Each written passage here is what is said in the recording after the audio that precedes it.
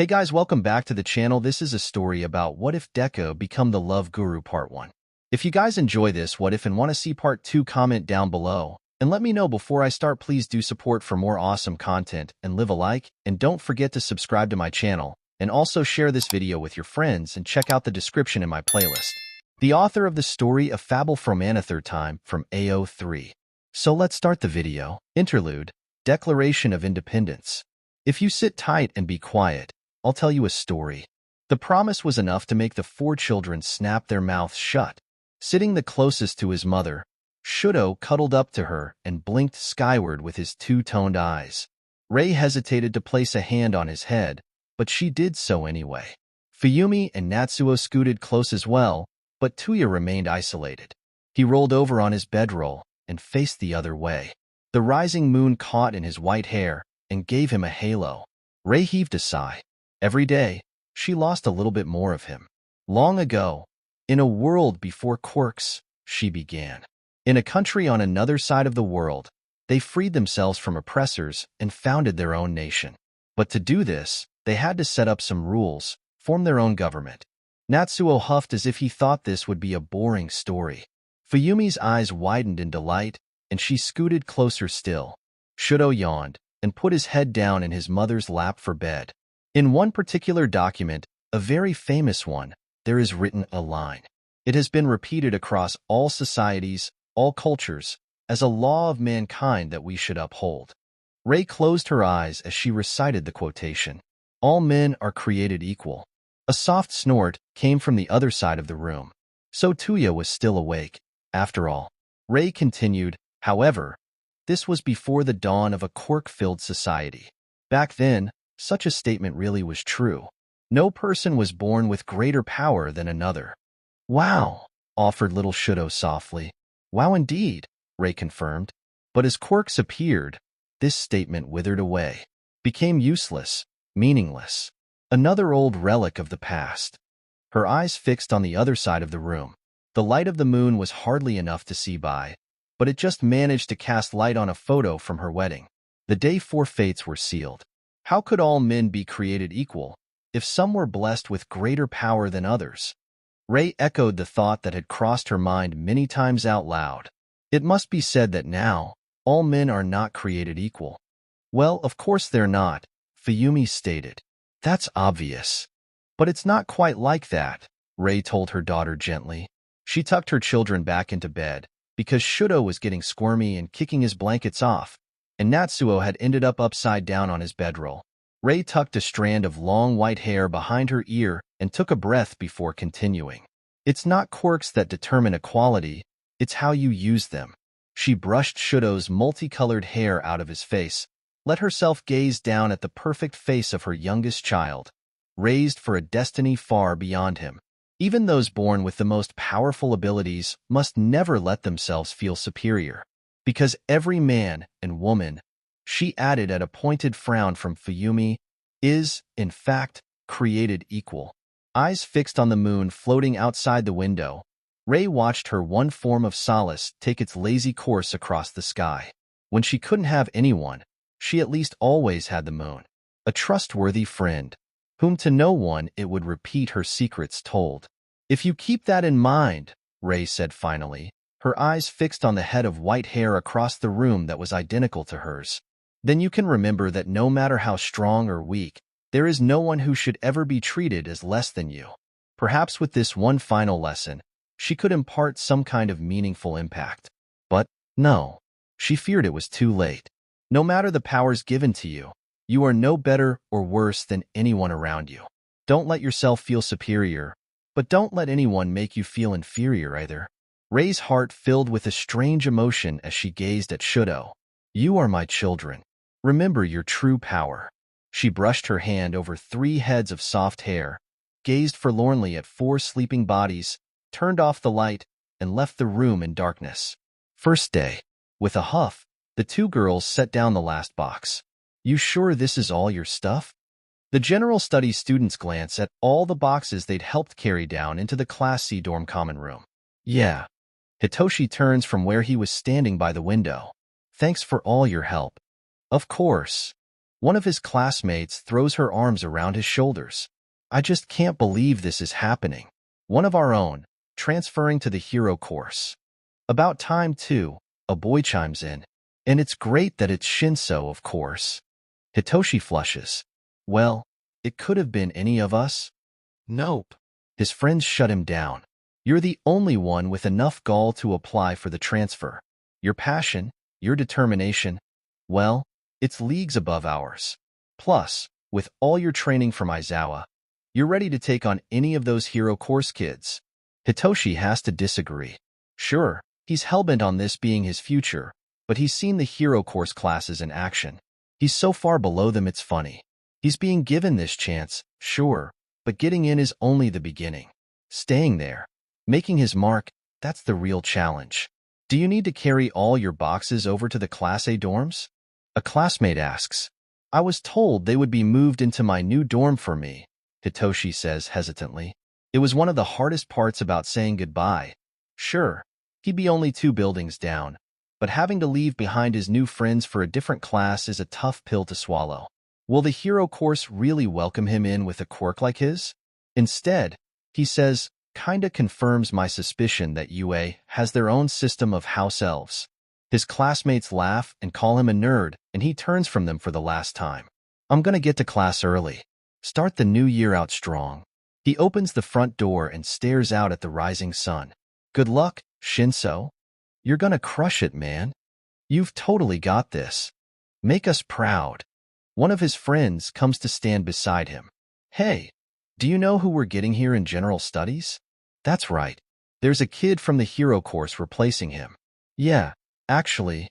Hitoshi scratches his head awkwardly. From what I've heard, well, good luck. He sets out for the main campus building. Behind him, confused and dreadful cries ring out from the dorm. God, is this year going to be a sight to behold? Ochaco spent the night before their second year staring at herself in the mirror. When she wakes up, she does the same thing. It's not that she has a problem with what she sees, or she wishes she were different somehow. It's just that this is a new year. She wants to reinvent herself into someone new. Someone powerful, someone strong. She just doesn't know how to do that. So she decides to start small. She does what she can. Ochaco carries her laundry to the washing machines on the first floor while her classmates begin to emerge from their rooms for breakfast. She bumps into Shuji and Ojiro, who do a double take upon seeing her. Good morning, she chirps. Good morning, Uraraka. She falters at their hesitant reactions. Is everything okay? Yes. Ojiro answers too quickly. Okay. Ochaco takes her clean laundry and heads back up to her room. On the way, she runs into Tokoyami on the stairs. He pauses and stares at her, which is quite unnerving for a person like Tokoyami. He opens and closes his beak. Good morning, Uraraka-san. He rushes off without letting her reply. Ochaco shakes her head. What is it with people being so weird this morning? Oh well, she won't let it bother her. She's going to keep her head focused on the big picture, think about the future, and not focus on the little details anymore. Ochaco changes into her uniform and heads back down for breakfast. She examines herself in the mirror quickly after changing. Has she grown? Is her uniform too tight or too small, perhaps? She squints, but she can't tell. Must be something else. Bakugo and Kirishima are sitting at the kitchen counter when she crosses the common room. Morning, Uraraka. Kirishima greets her eagerly. Did you do something different with your hair? Change up your skin routine? Ochaco pauses. Don't think so. Bakugo gives her a suspicious once-over and huffs, which means he probably doesn't know either. Good morning, Ochaco-chan, comes the familiar monotone voice of Azui. You look nice today. Thanks. Ochaco is relieved that at least her friends aren't acting strange. Ooh, girl, something's different. Ishido crows as she descends on the unsuspecting Ochaco. Just wait till Midoriya sees you. Huh? What? Deku? Ochaco waves them off as her face lights up in a pillar of flame. A metaphorical one. She's not Todoroki. What's he got to do with this? Ha ha ha. Ishido giggles like she's just read Ochaco's future, and it's all the hottest gossip. Todoroki materializes at her side. Good morning, Uraraka-san. Ochaco breathes a sigh of relief. Finally, someone who's not treating her differently. Good morning. Would you like to walk to class together? Ochaco glances at the clock. She'd chowed down a banana and a granola bar in between the accosments of her classmates, and it's gotten quite late. Sure. It's the peak of springtime on campus. Cherry blossoms are in full bloom, sidewalks littered with their pink petals. As part of a recent redesign, small koi ponds have been instated throughout the walkways, adding to the picturesque view. Ochaco admires the reflection of the trees in the water as she walks alongside the silent Todoroki. Well, well, well. A sneering voice cuts across the serene mood. Class A, arriving for the new year. We'll see which of us will truly get the spotlight this year. Of course, Minetta just has to shove himself in somehow. Get lost? Ochaco mutters under her breath, and then realizes that's very against her current stance on not focusing on the details. I mean, I look forward to our classes working together this year, Minetta. She grabs Todoroki's arm and drags him along. Minetta somehow keeps pace while walking backwards in front of them. Really now, that just sounds like something someone who knows they're inferior would say. Pond, Todoroki says in response. What was that? Are you? ACK. The last part comes as a result of Minetta stepping backwards into a koi pond, losing his footing and landing on his ass in the water. Nice, Ochaco says. They leave him behind and continue to class. She somehow manages to maintain her attitude. Everything will go fine. She can handle this. She can handle anything. Nothing will be an obstacle too big for her to hurdle. This is the mentality she'll carry with her this year. So, naturally, she can't make it 5 feet past the shoe lockers without feeling a hand on her ass. Ochaco squeaks and turns, but Todoroki is faster. She twists around to see a large block of ice encasing the entire body of Minetta, hands still stretched out in vain as Ochaco's skirt stops swishing from the contact. I'm sorry, Uraraka-san, Todoroki says as they glare down at Minetta. Had I been a half-second faster, I could have prevented the incident. Ochaco sighs. That's all right. Thank you anyway. Let's just leave him here. He'll thaw out in a few hours. And on the first day of school, too. Ochaco shakes her head as they continue to their new classroom. You'd think he'd try and change himself or something. Doubt it, Todoroki observes. You think someone like that is capable of change? Okay, good point. It's nice talking with Todoroki, Ochaco decides. They're in the same friend group, but she's never had the chance to chat one-on-one with him. He's a good friend to Deku, and maybe he can be a good friend for her as well. Ochaco plans on finding Deku the instant they arrive at the classroom, but she's accosted by Ida instead. Good morning, Uraraka-san. Are you excited for the new year? Yeah, Ochaco says distractedly. She spots Deku, but he's talking with Todoroki, whose body language says he's not in the mood to invite anyone else to the conversation. Ochaco shoves down that strange feeling she's been experiencing lately. She tells herself it's not jealousy, and turns back to Ida. Hey, Urara, oh wow. Ochaco turns to see Jiraiya staring at her with wide eyes. Okay, that's different. What is? Ochaco asks pleasantly. Jiraiya's face is pink.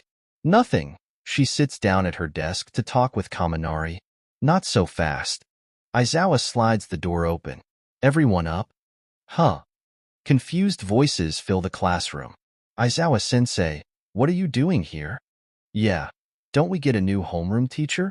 Aizawa lets out a tired sigh. I wish. No, you're stuck with me for all 3 years. Administration's decision, apparently. Since we've all bonded so well. Now, we're changing some of your seat arrangements so you're still in alphabetical order. He gestures behind him, where Shinso hovers in the doorway. Ochaco gulps. She's forgotten all about that in the confusion of this morning.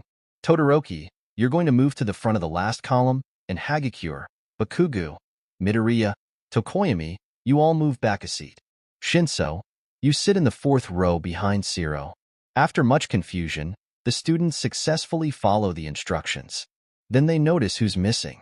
Wait, where's Minetta? Hagakure asks, raising her hand. I left him to thaw outside the lockers, Todoroki explains. Aizawa sighs. You did you? Well, that's just as well. We'll just have to break the news to him later. He pulls a thick folder out of his desk. This is all the accusations and forms filed against him that we've gathered. It's enough for an expulsion, that's for sure. But because of the occasional heroic prowess he displayed, we've given him a lighter punishment of being bumped down to GS. Aizawa notices the charged energy of his class. You want to hear everything, don't you? Yes. Ishido bursts out. Sorry, sensei. Ochaco lets out a sigh of relief. She glances around the classroom while Aizawa opens the folder. Her expression is matched on the faces of everyone else, especially Kirishima and Jiryu. They really suffered the most from Minetta's reign of terror. Aizawa clears his throat. The charges against Minetta Minoru, formerly of Hero Course Class 1A. Ochaco feels a trill of delight at the word former, stand as such, verbal sexual harassment against female classmates.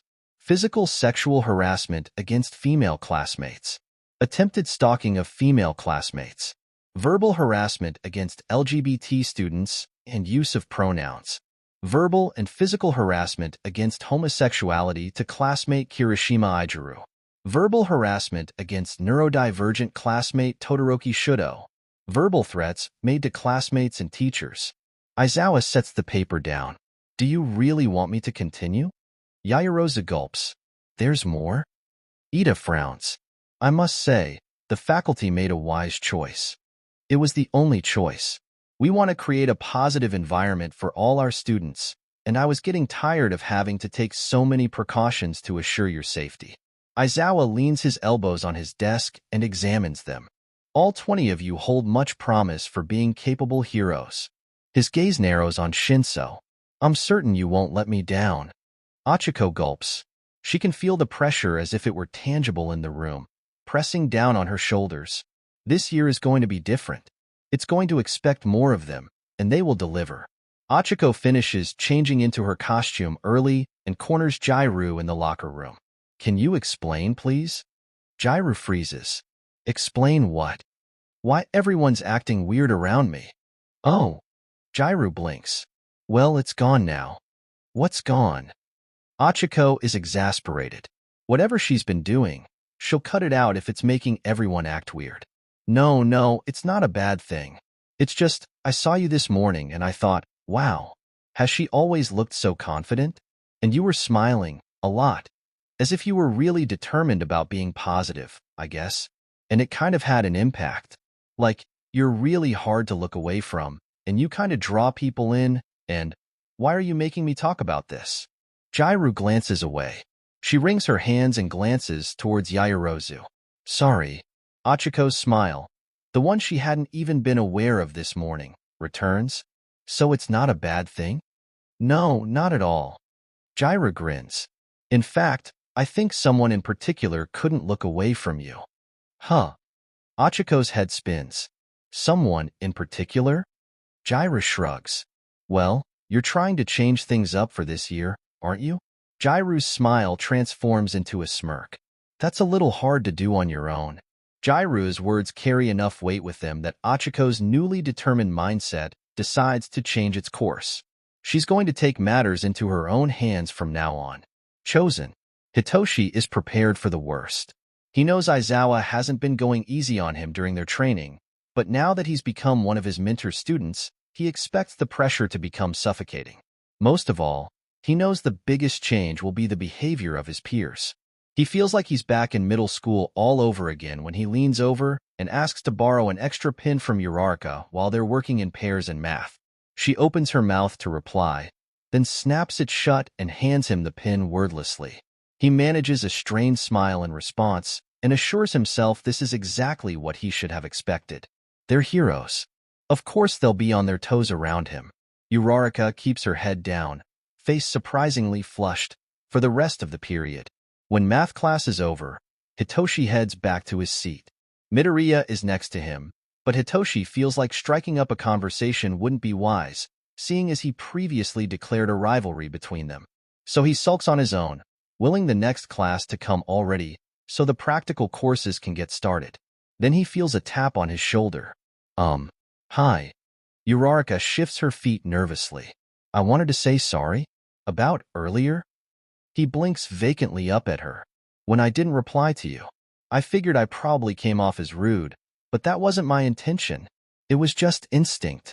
After the sports festival and everything, the first one. She tries for a friendly smile. I didn't mean anything by it, promise? Hitoshi can't help but smile back at her. It's fine. Really, I've dealt with worse. He appreciates her coming over to explain it to him, but he doesn't know how to put that into words. Looks like he's surviving okay. For now, history is worse. It's group work, and they have to choose their group. God, it's every lonely introvert's worst nightmare. Hitoshi's first day in the class, and he's left to fend for himself already. Desperately, he searches around him. Uraraka was nice, and she made a beeline for Midoriya immediately. So both of them are out the window. Yaoyorozu seems nice, probably because she's class VP, but she's sitting with her girlfriend already. Hitoshi is ready to sigh and give up. He'll just let himself end up with whatever loser is kicked out of their friend group due to an odd number and is forced to be with him. It's a foolproof plan that's never failed for him, but he hadn't counted on Kaminari. That boy has a knack for foiling plans. Shinsou. A pair of hands grab him excitedly, and Hitoshi finds himself being shaken with far too much enthusiasm for it to still be mourning. You should totally pair up with me. Be my partner. Be my partner. Please, please, please, please, please, please. Hitoshi blinks tiredly. He offers. Awesome. Kaminari drags a desk over so they can sit side by side. 'Cause I have no idea what we're doing. Were you paying attention? I wasn't. I think Ojiro was falling asleep, but his tail kept twitching around and it was so tempting to play with it. It's addicting, like a cat toy or something. Although, I've always thought of myself as more of a dog. Between the two of us, you're definitely more cat-like. Astoundingly, Hitoshi has managed to follow Kaminari's frantic train of thought. Maybe it's because of the sheer level of energy he holds that acts like a magnet, leaving Hitoshi unable to look away. Cats are nice, Hitoshi says in response. He wants to kick himself. He's really bringing intelligent conversation to the table. Totally. Kaminari folds one of their instructional sheets into an airplane and aims it at Bakugo's head. Hitoshi wonders mildly if the golden-haired boy truly has a death wish. Todoroki likes cats. I think he connects with them. He's not really a people person, which is funny, 'cause people just love to fawn over him. Parents, the media, younger girls. The guy's a menace to society. Hitoshi doesn't know much about Endeavor's son, and he can't lie. He finds sharing a class with the boy intriguing, but he's not sure how much he can trust Kaminari's blabbering. Should we get to work? Hitoshi asks, shoving down the feeling of gratitude he feels at being chosen for once. It's not that he'd forgotten about Kaminari. Rather, the boy had seemed like the type to act friendly for a good first impression and then flit back to his popular friends for safety. Hitoshi certainly hadn't pegged him as the type to approach him first to work together. Not to mention how he so blatantly responds to Hitoshi with no fear whatsoever of his quirk. He's brash and blunt, that's for sure. Yes, but what is the work we're getting to? Hitoshi sighs and explains using his instructional sheet. Since Kaminari's had been blasted to oblivion, but a very not amused Bakugo, they finished the project surprisingly fast. Hitoshi remembers Kaminari saying something about being dumb. Far from it, he catches on quick and is a good partner. Hitoshi wonders aloud why his grades are so low. I've got ADHD, Kaminari explains casually, as if this is something he's had to say 1,000 times. Not great at accommodation here. Bakugo's a great help with studying, though. He pauses. Don't tell him I said that. Hitoshi doesn't plan on speaking one-on-one with Bakugo anytime soon, so that's not an issue. Well, if there's ever, Hitoshi cuts himself off. Ever what? What can he do? Anything I can do to help you, he offers lamely, unable to think of something to conclude with. Kaminari's eyes widen. Ah, dude, that's totally sweet. You're the best. Hitoshi feels his chest warm at the remark.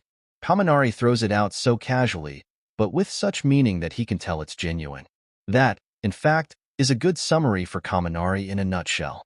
Casual, but genuine. Hitoshi decides he likes that. Lunchtime arrives faster than Hitoshi had hoped. He survived the academic classes today, But lunch is another issue. All years and courses eat together in the cafeteria, and while usually he'd sit by himself, or with a couple of friends from general studies, he knows that's not going to fly anymore. It would look bad if he went to sit with the general studies kids again. No, he's got to find somewhere to sit with the kids in Class 2A. After he gets his food and heads for the tables, he realizes he's got two choices. That's it. Many of the kids in the class sit in clusters, mingling with other students or sitting on their own. But it's obvious to tell that there are two main friend groups within the class, and if he wants to gain knowledge, alliances, and strategy, he must align himself with one of them. So now, standing blocking the flow of traffic in the cafeteria, he must make a choice. The 𝗔𝗂𝗁 squad consists of Midoriya, Uraraka, Iida, Todoroki, and Azui, sitting calmly at a center table together and chatting.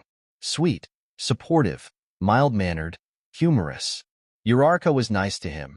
Midoriya's probably the one he knows best in the class. Iida's class president and will be nice to anyone. Todoroki's interesting, and Azui seems like a good judge of character. They're polite and welcoming, that's for sure.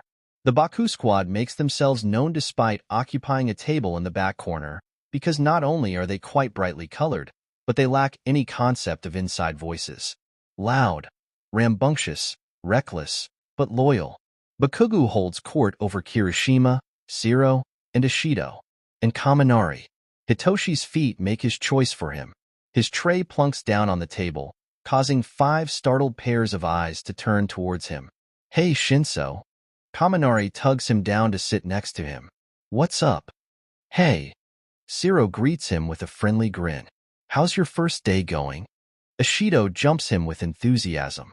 Kirishima leans in as well. What? You think you can just waltz over and sit with us? Bakugo snaps from where he's sitting almost shoulder to shoulder with Kirishima. I just did, didn't I? Hitoshi is careful to phrase anything he says to Bakugo as a question. It's a surefire way to make sure he's always got the upper hand. To his credit, Bakugo doesn't back down. He snorts. We'll see about that. Evidently, he has decided Hitoshi is okay. Or at least he believes he won't get brainwashed. It's not like Hitoshi actually would. But the threat of it is funny. He turns to Ishido. Pretty good, actually. It's hard adjusting, I'm sure, Shiro says sympathetically. But don't worry. We'll do our best to help you out. Yeah. Kaminari chimes in, probably uncomfortable if he's not the one talking for more than 5 seconds. Yeah. We'll totally be your squad now. Well, we haven't initiated him yet, Kirishima says thoughtfully. Yeah. He still has to run naked through each of the dorm hallways at night without letting Aizawa-sensei catch him, Bakugo says seriously. Hitoshi blinks. I still have to what now? Kaminari nudges him. He's messing with you, man. Bakugo makes jokes sometimes. He's actually funny. He ducks a flying plate of fried rice with the practiced ease of someone who's learned how to be friends with Bakugo Katsuki. Ah, I see. Hitoshi swallows. He twists around to look at Midoriya and his friends, who converse kindly without any flying food. He hopes he made the right choice. Kaminari slings an arm around his shoulder. Whatever doubts you have, we'll help you crush them. No matter what anyone says, you're totally gonna be the best hero ever. Kaminari won't be much help with studying, though, Ishido points out. But luckily Bakugo knows his shit. Huh. Of course I do. Bakugo snaps. Ishido rolls her eyes as if she knows he's all bark and no bite, and shares a secret smile with Hitoshi. Hitoshi feels his mouth tugging upwards against his will.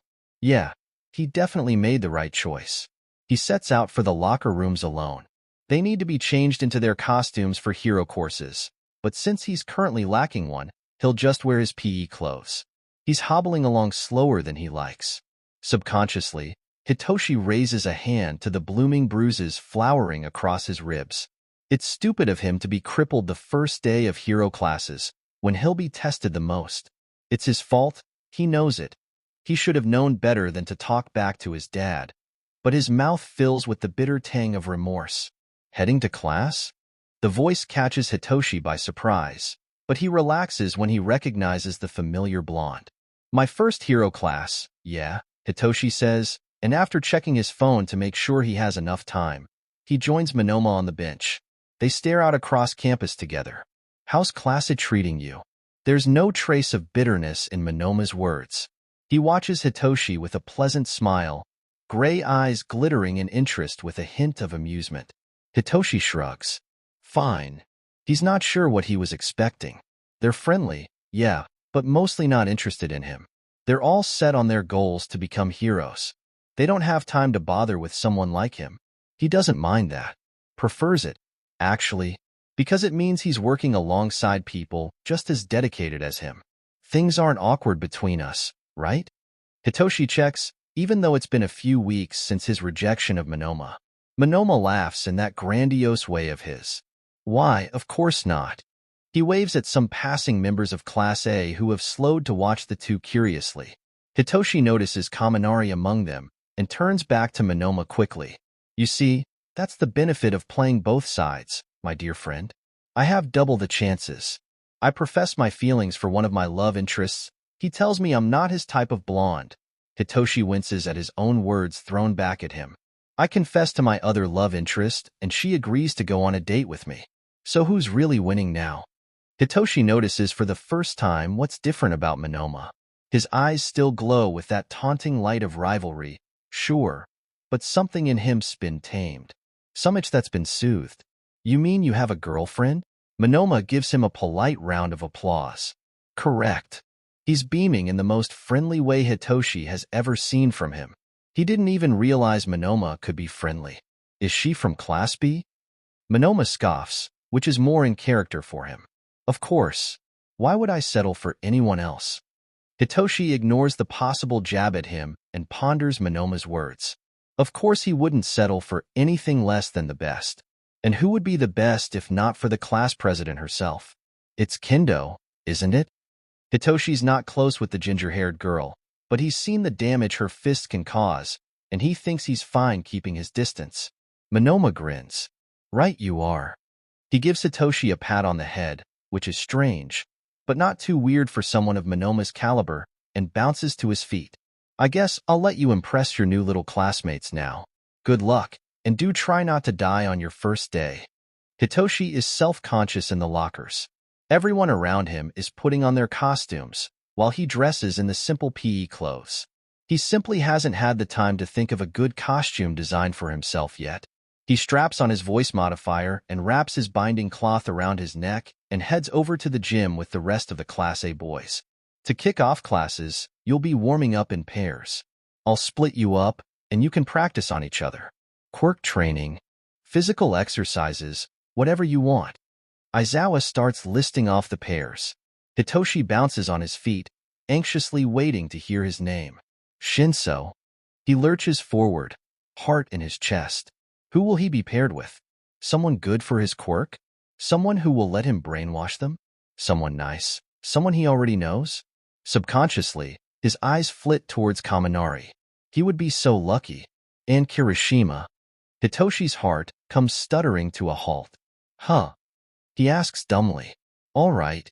Kirishima thumps him on the back, and Hitoshi staggers forward from the force. Don't worry, man. I'll take care of you.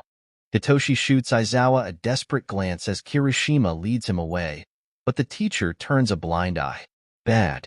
This is bad. Not just bad because Kirishima is 200 pounds of solid muscle that can become even stronger than he already is, but because the one area Hitoshi is lacking in is physical combat, and that's Kirishima's thing. Hitoshi feels with dreadful, utter certainty that he is about to get his ass hooped. And hooped he is. The moment Aizawa gives them the go-ahead, the other pairs scattered around the gym spring into action. Kirishima picked a spot for them on one of the rock pillars prepared for quirk training, and they're fairly distanced from their classmates. Even though it isn't necessary, Kirishima hardens himself and lunges forward. Hitoshi does the only logical thing and dodges. He figures being bulky and heavy, Kirishima is slow. He's wrong. Kirishima pivots on his foot and slams a hardened fist home in Hitoshi's gut, and then another one in the face. Groaning, he slides to the ground. No. This is his first day on the hero course, and he's already been taken down this easily? The bruises on his ribs ache even more as Hitoshi forces himself to his feet. Good. Resilience is a good sign. Kirishima tells him, offering a hand up. Hitoshi declines. Some things he needs to do on his own, like standing the fuck up for himself. Ready your stance and keep your guard up, Kirishima tells him. Always be prepared for an uneven match. Hitoshi grimaces. He appreciates the boy being friendly and helpful, but he really can't handle a lecture right now. All right, he says anyway. Let's try again. It's 10 minutes of being unable to even land a hit on Kirishima without being slammed backwards against the nearest rock pillar, or into the ground, or into the neighboring pair. Hitoshi is so focused on not getting killed he can't even attempt to use his quirk. Quick break. Kirishima suggests. Fine by me, Hitoshi says in what he tries to pass as nonchalance, but he's afraid his eagerness comes through. He takes a swig of water and waits for Kirishima to come at him again. Only Kirishima isn't looking at him. Hitoshi stays ready anyway, remembering what the other boy said about always being prepared. Then he follows Kirishima's gaze to check where he's looking. Hitoshi sighs. You know, Bakugo's biceps aren't going anywhere. You don't have to keep such a close eye on them. Kirishima jumps, blushing guiltily. Sorry. Let's go again. Luckily, Aizawa calls it quits shortly after that. All right, that's enough. The smartass smirk on his face tells Hitoshi that his mentor knew exactly what he was doing. Kirishima, go spar with Bakugo. Woohoo! Kirishima punches the air and dashes off. Shinsou. Hitoshi turns back to face his teacher. Standing on the ground below him, Aizawa still manages to seem like he has the upper ground. There's a proud glint in his eye as he says, "You're doing well." It's not much, just a simple statement of praise, but it makes Hitoshi glow. It's only his first day, but maybe he's not doing so bad for himself, after all. Comes to light. Okay, but did you hear? No, hear what? Denki yawns and leans his head down on Ishido's arm. It's about a week into their second year, currently lunchtime in the cafeteria, and he's exhausted. He tunes out Siro and Kirishima's excited conversation and rubs his eyes instead. How do you guys do it? He asks Ishido sleepily. We were up till like 2 a.m. Is that supposed to be late for you? Shinsou asks amiably. He's been a new addition to the squad, one Bakugo has accepted with begrudging admission. Probably because he knows he'd never hear the end of it from Denki if he didn't. We're not all nocturnal beings, okay? Denki gripes. Shinsou smirks in response, and Denki feels a burst of pride. Wait, did you guys hear? Siro points his chopsticks in the direction of Denki, Ishido, and Shinsou. Bakugo astutely ignores the rest of the squad and doesn't glance up from his book. Hear what? Ishido says with a yawn. So she's not impervious to sleep deprivation, either. Uraraka's news. Kirishima tells them with excitement. Denki exchanges a secret smile with Ishido. He knows exactly how to play this. He sits up slowly and stretches his arms out in front of him. Oh yeah, of course. We were the first ones to know. Heard it right from the girl herself, Ishido adds. First ones to know. Denki thinks back to last night. It had certainly been chaotic. Half the girls had been in favor of letting him join their weekly sleepover, while some were reluctant since he wasn't fully gay. I'm questioning guys, okay? And eventually they agreed to let him join. He hadn't been sure of what to expect. Boring teenage gossip was pretty much right on the mark. But the one thing he had taken note of was when Azui poked Uraraka in the side and said, well, tell them. Uraraka flushed and looked down. The rest of the sleepover members turned to her expectantly. Tell us what? Hagakure had urged. About her boyfriend. Karo, Azui explained calmly. What? Boyfriend? What? Who? Since when? Uraraka took a breath. Well, I sort of asked Deku out. Oh my god. Girl, no way. Finally. And? Ishido's eyes were round as moons. What did he say? Uraraka turned pink and covered her face.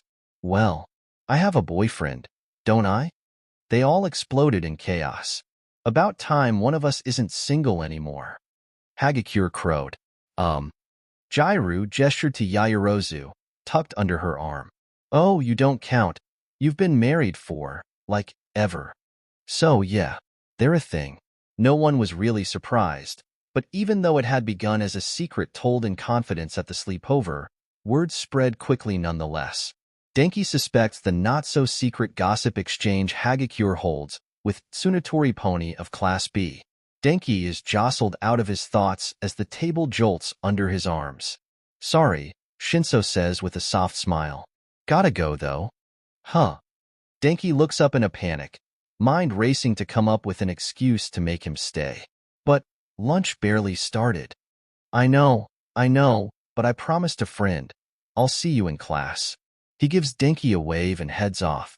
The group watches him go, then turns back to whatever discussion Mirio and Bakugo are having. Is it bad that I want to follow him? Denki asks. Yeah, that's creepy, Bakugo tells him.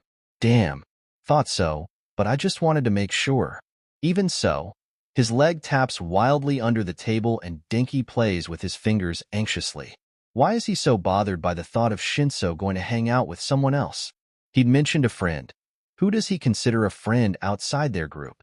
Is it someone else in class? Is he closer with them than with Denki? Dude, you look like you're gonna explode. Mirio squints at him. If you're worried about him or something, just go ask him what he's up to. I'm sure he won't mind if you're respectful about it. Denki looks up eagerly. You think so? Don't act like a stalker, Ishido advises solemnly. That's not cute. Agreed, Kirishima butts in. Bakugo grunts. With the whole squad's blessings, Denki sets out to find Shinso. Where would an introvert with antisocial tendencies and an overly passionate drive to accomplish his dream head to meet with a friend? Denki has a few guesses. He heads for the gym. Not the training gym, but an actual gym. One with weights and workout equipment that is usually frequented by the faculty, but students are allowed to rent it out for strength training or quirk improvement. Once Denki arrives in the room and pokes his head in, he can guess the two people inside haven't actually rented the room out. The floor is lined with mats, a small lowered area at the entrance to place shoes on, and a row of bleachers along the side for people to watch. Yue knows that one of the finest forms of entertainment is watching teenagers beat each other up with their superpowers. Shinso and Minoma are perched on the bleachers closest to the wide glass doors that lead outside onto campus. Or, Shinso is perched. Minoma is standing and walking around, gesturing wildly with his hands as he is prone to do. Denki narrows his eyes. What could Minoma want with Shinso? Nothing good, probably. Denki tries to sneak in closer to hear some of their conversation. There is absolutely nothing to cover him once he enters the gym, and he doesn't realize this until he trips over a pair of shoes and goes sprawling onto the mats. Both boys break off their talk and turn to look at him. Oh, my, Minoma says, eyes widening comically. What have we here? Shinso frowns. What are you doing here, Kaminari? He doesn't sound happy. Denki perks up. He is pleased he was able to save Shinso from Minoma's unpleasant company. Just wanted to check in on my buddy, Denki explains as he scrambles to his feet. Shinso's flat expression doesn't change. He doesn't seem appreciative of Denki coming to his rescue at all. This guy bothering you? He puffs out his chest and glares at Minoma's failed attempt at hiding his smile. Are you always this desperate to cling to the only friend you have? Minoma sneers. You do realize you don't own him, right? At least I have friends. You wouldn't even know a friend if it crawled up your ass. Cut it out, you two, Shinso snaps. Minoma, knock it off.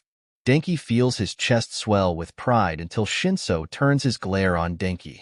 And Kaminari, what the hell? You can't just follow me around and act like I can't see other people. The phrasing is so awful it makes Denki's face flush. Shinso also comes to the conclusion that he could have worded it better and stammers, I mean, that I can't have other friends. He stands, and Minoma just looks on and smirks as Shinso walks over to Denki. Yeah, I sit with the Baku squad, but Minoma's my friend too. Just because you don't like him doesn't mean he's a bad person. But I don't like him because he's a bad person, Denki protests, and Shinso rolls his eyes. How can you stand him when he's probably been hitting on you this whole time? He has a girlfriend. He has a what now? Denki gapes at Minoma, who winks. Seriously? Him? Shinso turns to look over his shoulder. I'll catch you later, man. His tone is dismissive, and Denki is surprised to see how comfortable he is taking control of a conversation. He always assumed Shinso was more of an awkward introvert type. Minetta waves and steps towards the outside doors. Oh, and since you asked, he calls back before taking his leave. My birthday's May 13th. Don't forget. He gives them a final wink and steps outside. 𝗧𝗵𝗲 shoulders sag. Man, I wish I had a birthday as cool as that. Shinso goes back to glaring at 𝗧𝗵𝗲. What the hell's your problem? 𝗧𝗵𝗲 shrinks back. What do you mean? Listen, man, I appreciate you being nice to me and all, but you're not my only friend. I can hang out with whoever I want. You don't need to follow me around like you're my guard dog or something. I can handle myself. Shinso crosses his arms. 𝗧𝗵𝗲 probably would have found him scary if he didn't know Shinso watches cat video compilations to help himself sleep at night.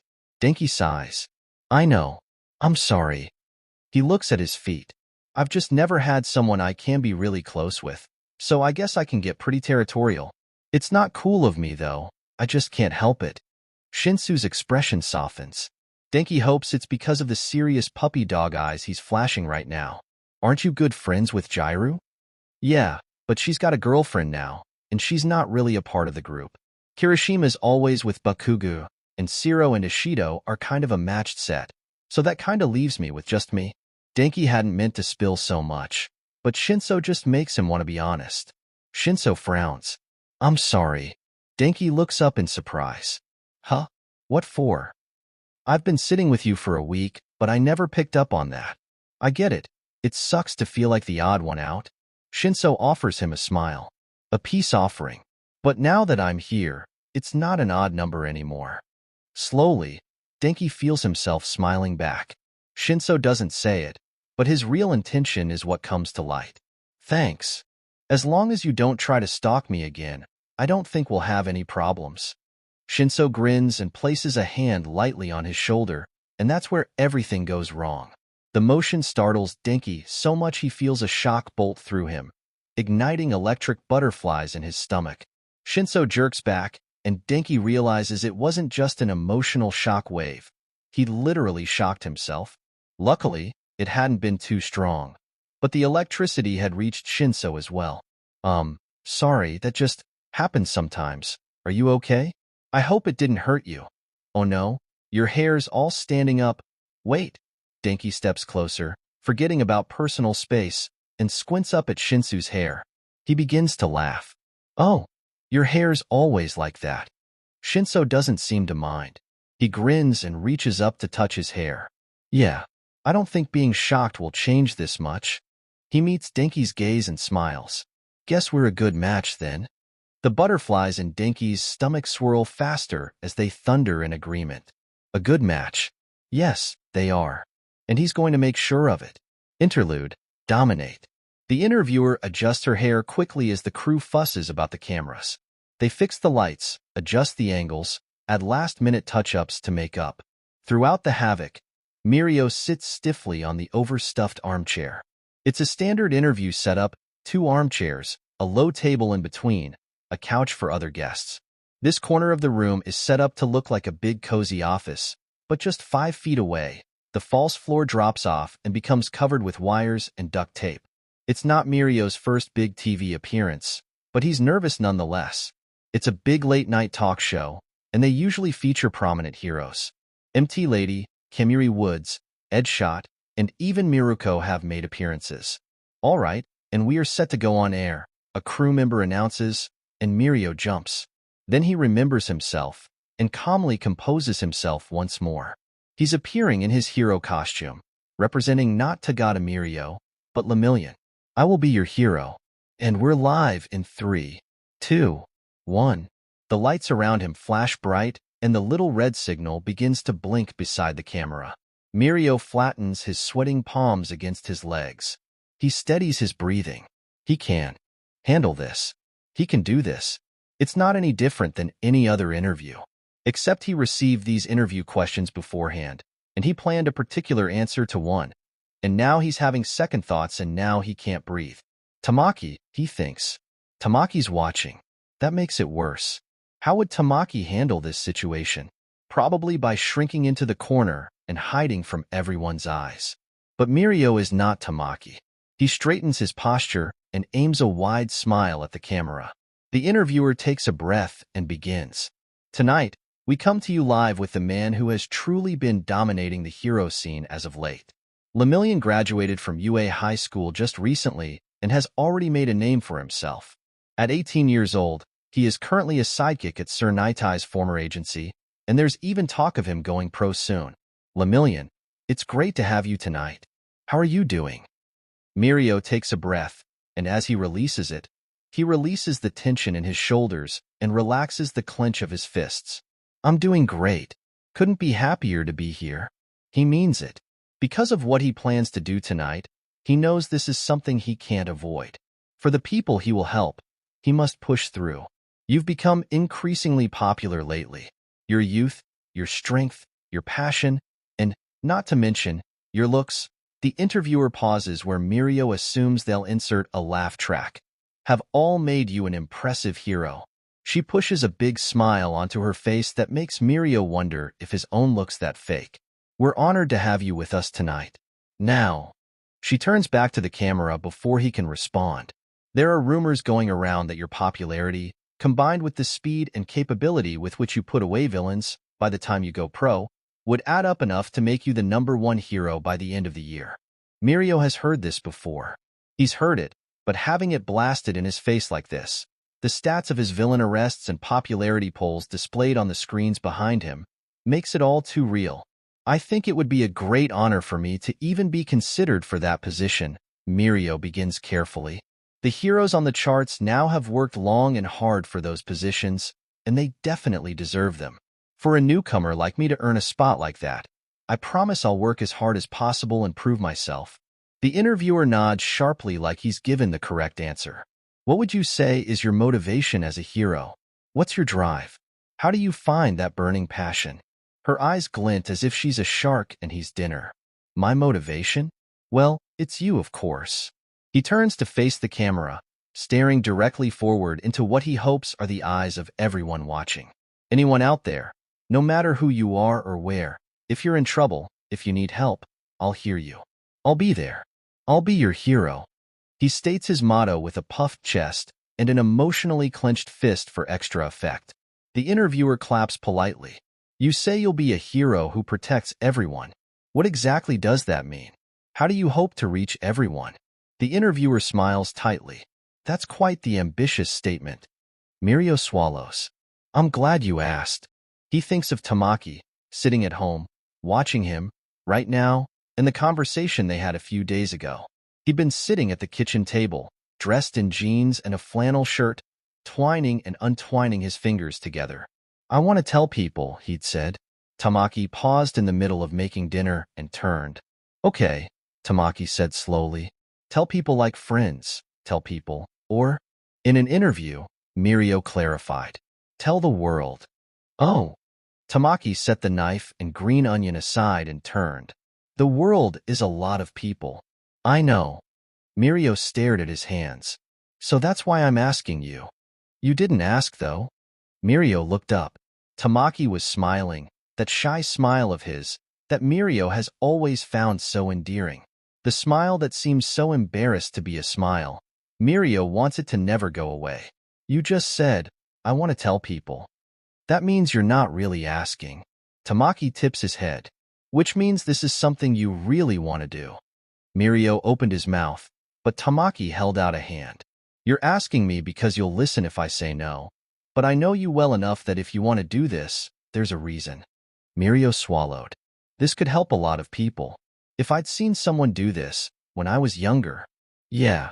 Tamaki stared down at the cutting board, lost in the pile of chopped green onion. A hero's job is to help people. His hands were trembling as he picked up the knife again.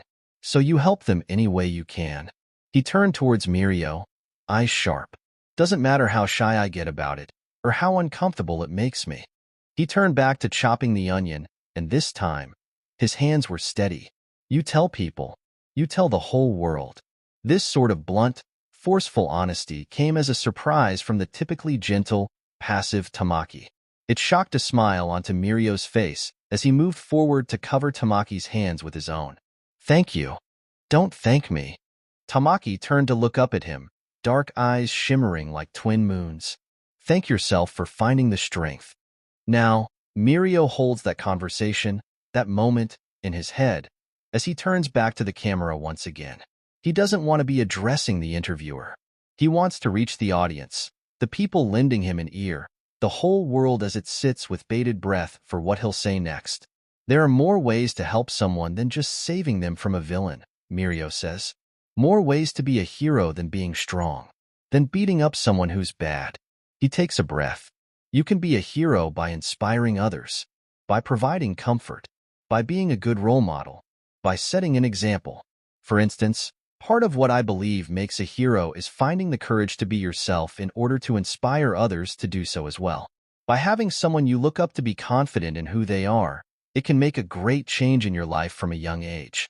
I believe this will make an important and needed turn in society. The interviewer's eyebrows knit together, as if she's beginning to suspect where he's going with this. Even so, she takes the bait. Could you give us an example of what you mean? Mirio smiles. He'd be more than happy to. For example, he says, turning to tell the world, I'm bisexual. Learning how to play with others. Denki rubs at his eyes tiredly. It's been a draining day, and even if it is a few weeks into their second year, he's not sure he's used to the heavy training just yet. 𝗧𝗏 slings an arm around his shoulders before he can slink up to his room. Not so fast, Sparky. The tape wielder shoots him a wicked grin. It's Baku's quad hangout night. The thought lifts Denki's spirits. If there's one thing that can soothe his weary soul, it's a few rounds of Mario Kart with his best brothers.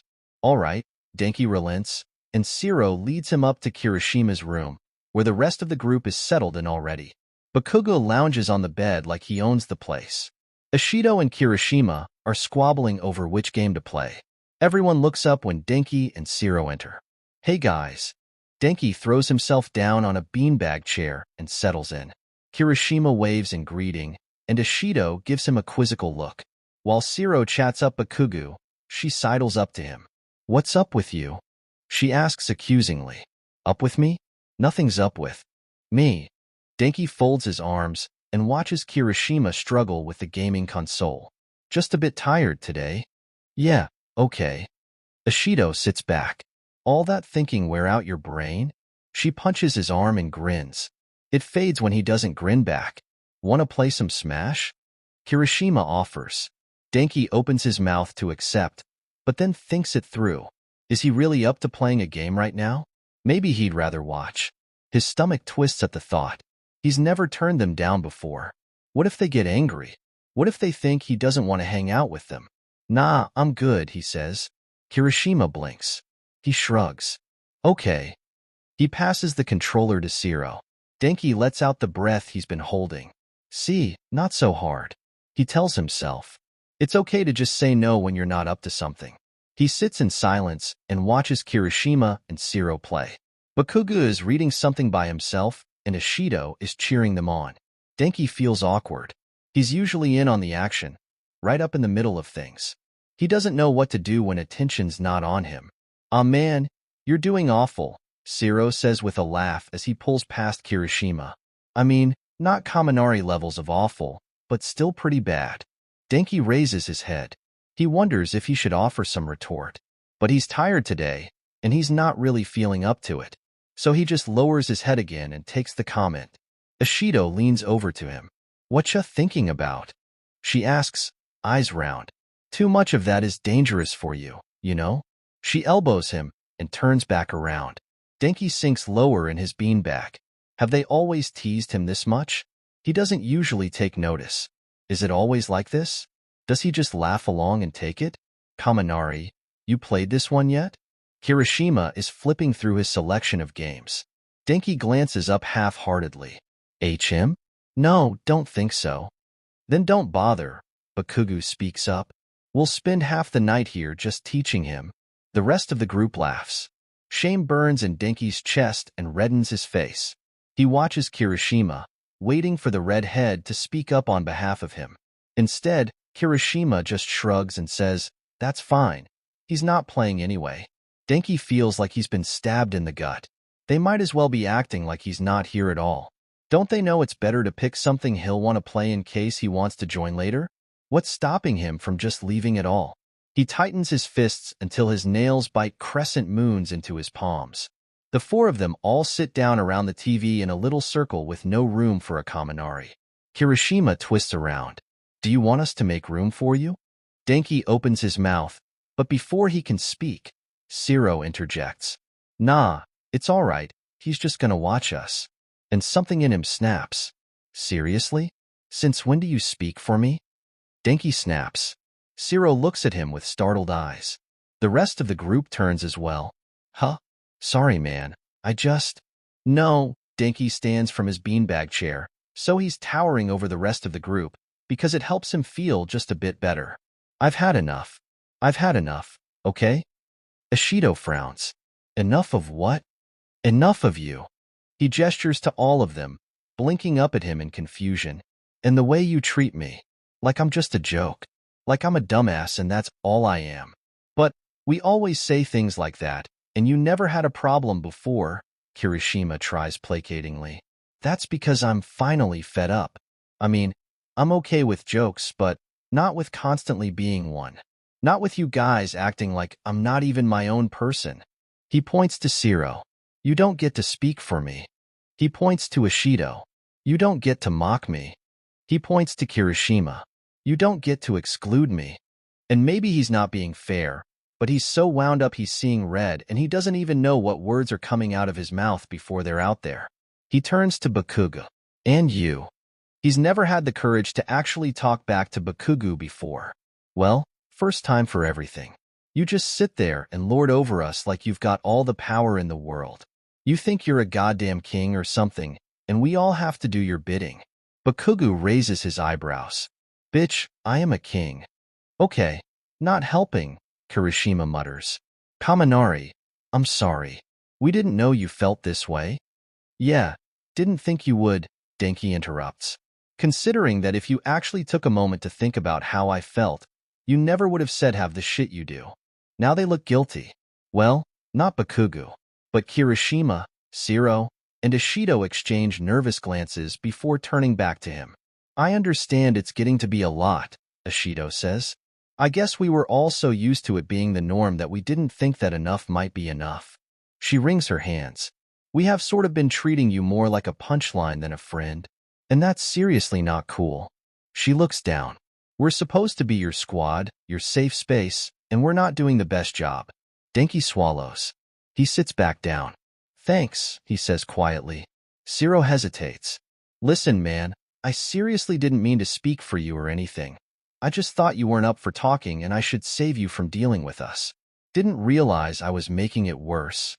Denki shakes his head. Why would I be here if I wasn't up for talking?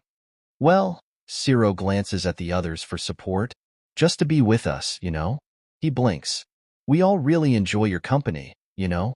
We like being around you even if you're not talking. You don't have to be pressured to participate or anything. Denki hugs his arms to his chest. Now he feels like the asshole. They don't have to be so considerate of his feelings. Thank you guys. Kirishima wraps an arm around him. Kami, you know we love you. I owe you a lot for saving my ass from that little purple bastard.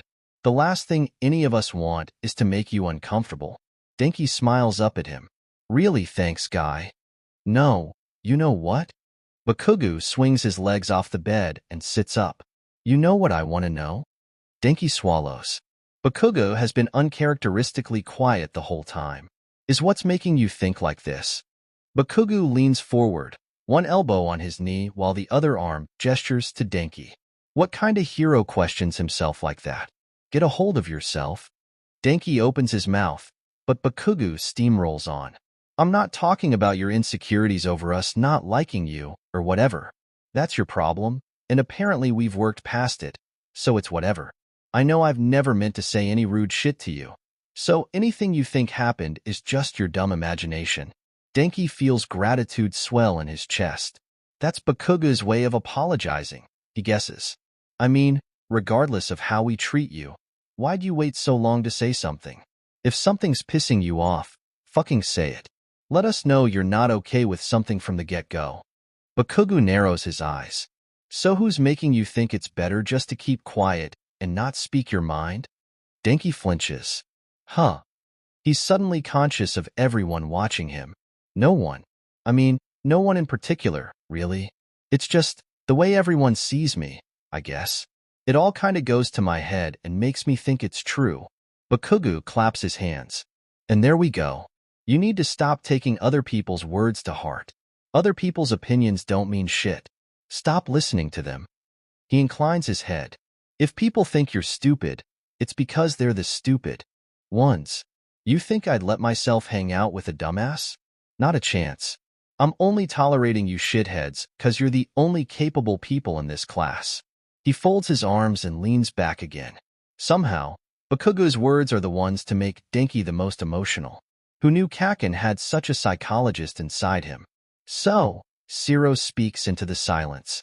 You want us to teach you this game now? It's not that hard, Bakugo replies.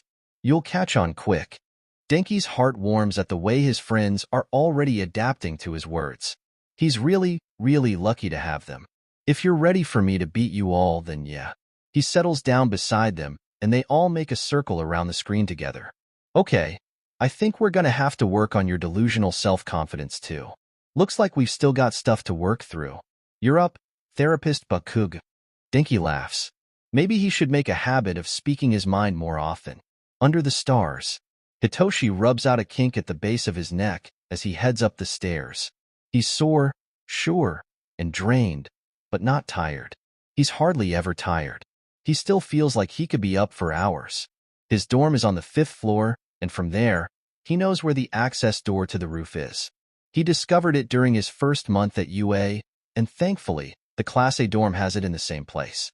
Now, whenever Hitoshi really can't sleep and cute cat videos just aren't doing it for him, he takes a fluffy blanket and heads up to the roof. There's something calming about the stars that evens his breathing, slows his heart, and makes it easier to drift off. Play cue. Sunset, twice. Tonight, he takes his headphones and idly flips through his playlists as he heads to the roof. He's just selecting a song when he notices the door is already cracked open. Hitoshi frowns. He's never been aware of anyone else coming up to the roof but him. Cautiously, he slides his headphones back off and steps out onto the roof. It's early May, so the weather has just started to warm up, enough that he doesn't need extra layers of blankets to get comfortable outside. Instead, Hitoshi is wearing a soft, worn hoodie and sweatpants along with his dorm shoes.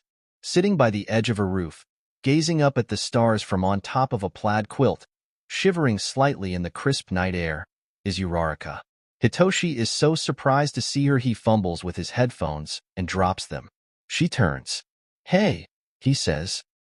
Sorry, didn't know you were up here. It's just I usually come up here sometimes too. I can leave though. He backs towards the door. Her eyes widen. No, that's okay. You can stay. She pats the blanket beside her. Plenty of room for two. Uraraka makes room for him beside her, and he awkwardly settles onto the quilt. It's soft and looks homemade. He wonders if she made it herself. I don't usually come up here, Uraraka confesses. That's probably why you've never seen me here before. Hitoshi looks at her. So what's got you coming up here tonight? Uraraka sighs. Do you mind if I vent a little? Go ahead, Hitoshi tells her, surprised that he really doesn't mind. In the past month, he finds he's really grown close to the students in Class 2A, even outside his own designated lunch group. They've been far more open and welcoming than he anticipated. And if something is bothering Uraraka, then he cares enough to listen. I asked out Deku a little while ago, she tells him. Hitoshi knows this, because ever since someone blabbed about Uraraka's relationship with Midoriya, the entire school found out. That includes the other courses, the other years, and even the teachers. And well, it was really great.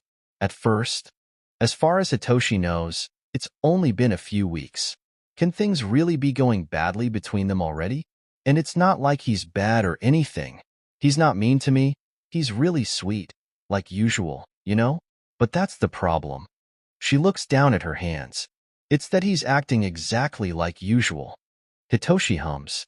He's not treating you any differently as your boyfriend than as your friend. Exactly. She turns to him, eyes shining in the starlight, and he can see the conflict warring on her face. It's just not what I was hoping for. Sure, We hold hands, but I can't even get him to kiss me because he'll panic or change the subject. She sighs. Hitoshi doesn't really know what to say. It's not like he has any experience of his own he can draw on to give advice. I figured since I really like him, being even closer to him would be the best thing ever. Like, I'd get to know him better than anyone else, you know?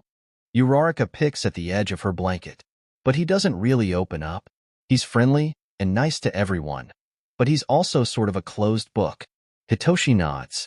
That's understandable. You wanted someone to be really close with, but nothing's changed. Yeah. 𝗬𝗧𝗏 blinks. Sorry to dump all this on you. I know it has nothing to do with you. Hitoshi waves a hand. It's fine. You're my friend. Her eyes sparkle. What happened to not being here to make friends? Oh, shut up. Keep going, it's all right. Well, now I'm sort of second-guessing what it is I really want. Am I happy with him? Of course. But am I satisfied? Is it what I want? Definitely not.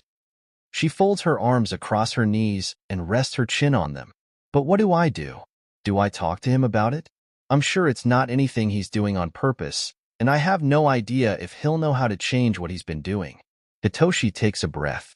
Well, I don't know Midoriya nearly as well as you do, but I do know he cares about you. If you tell him what's bothering you, he'll listen. He'll understand. I know, 𝗬𝗧𝗏 sighs. And I can't be mad at him, since I know he's like that. But even though I know he cares about me, I don't get the sense it's the same way I feel about him. Now Hitoshi frowns.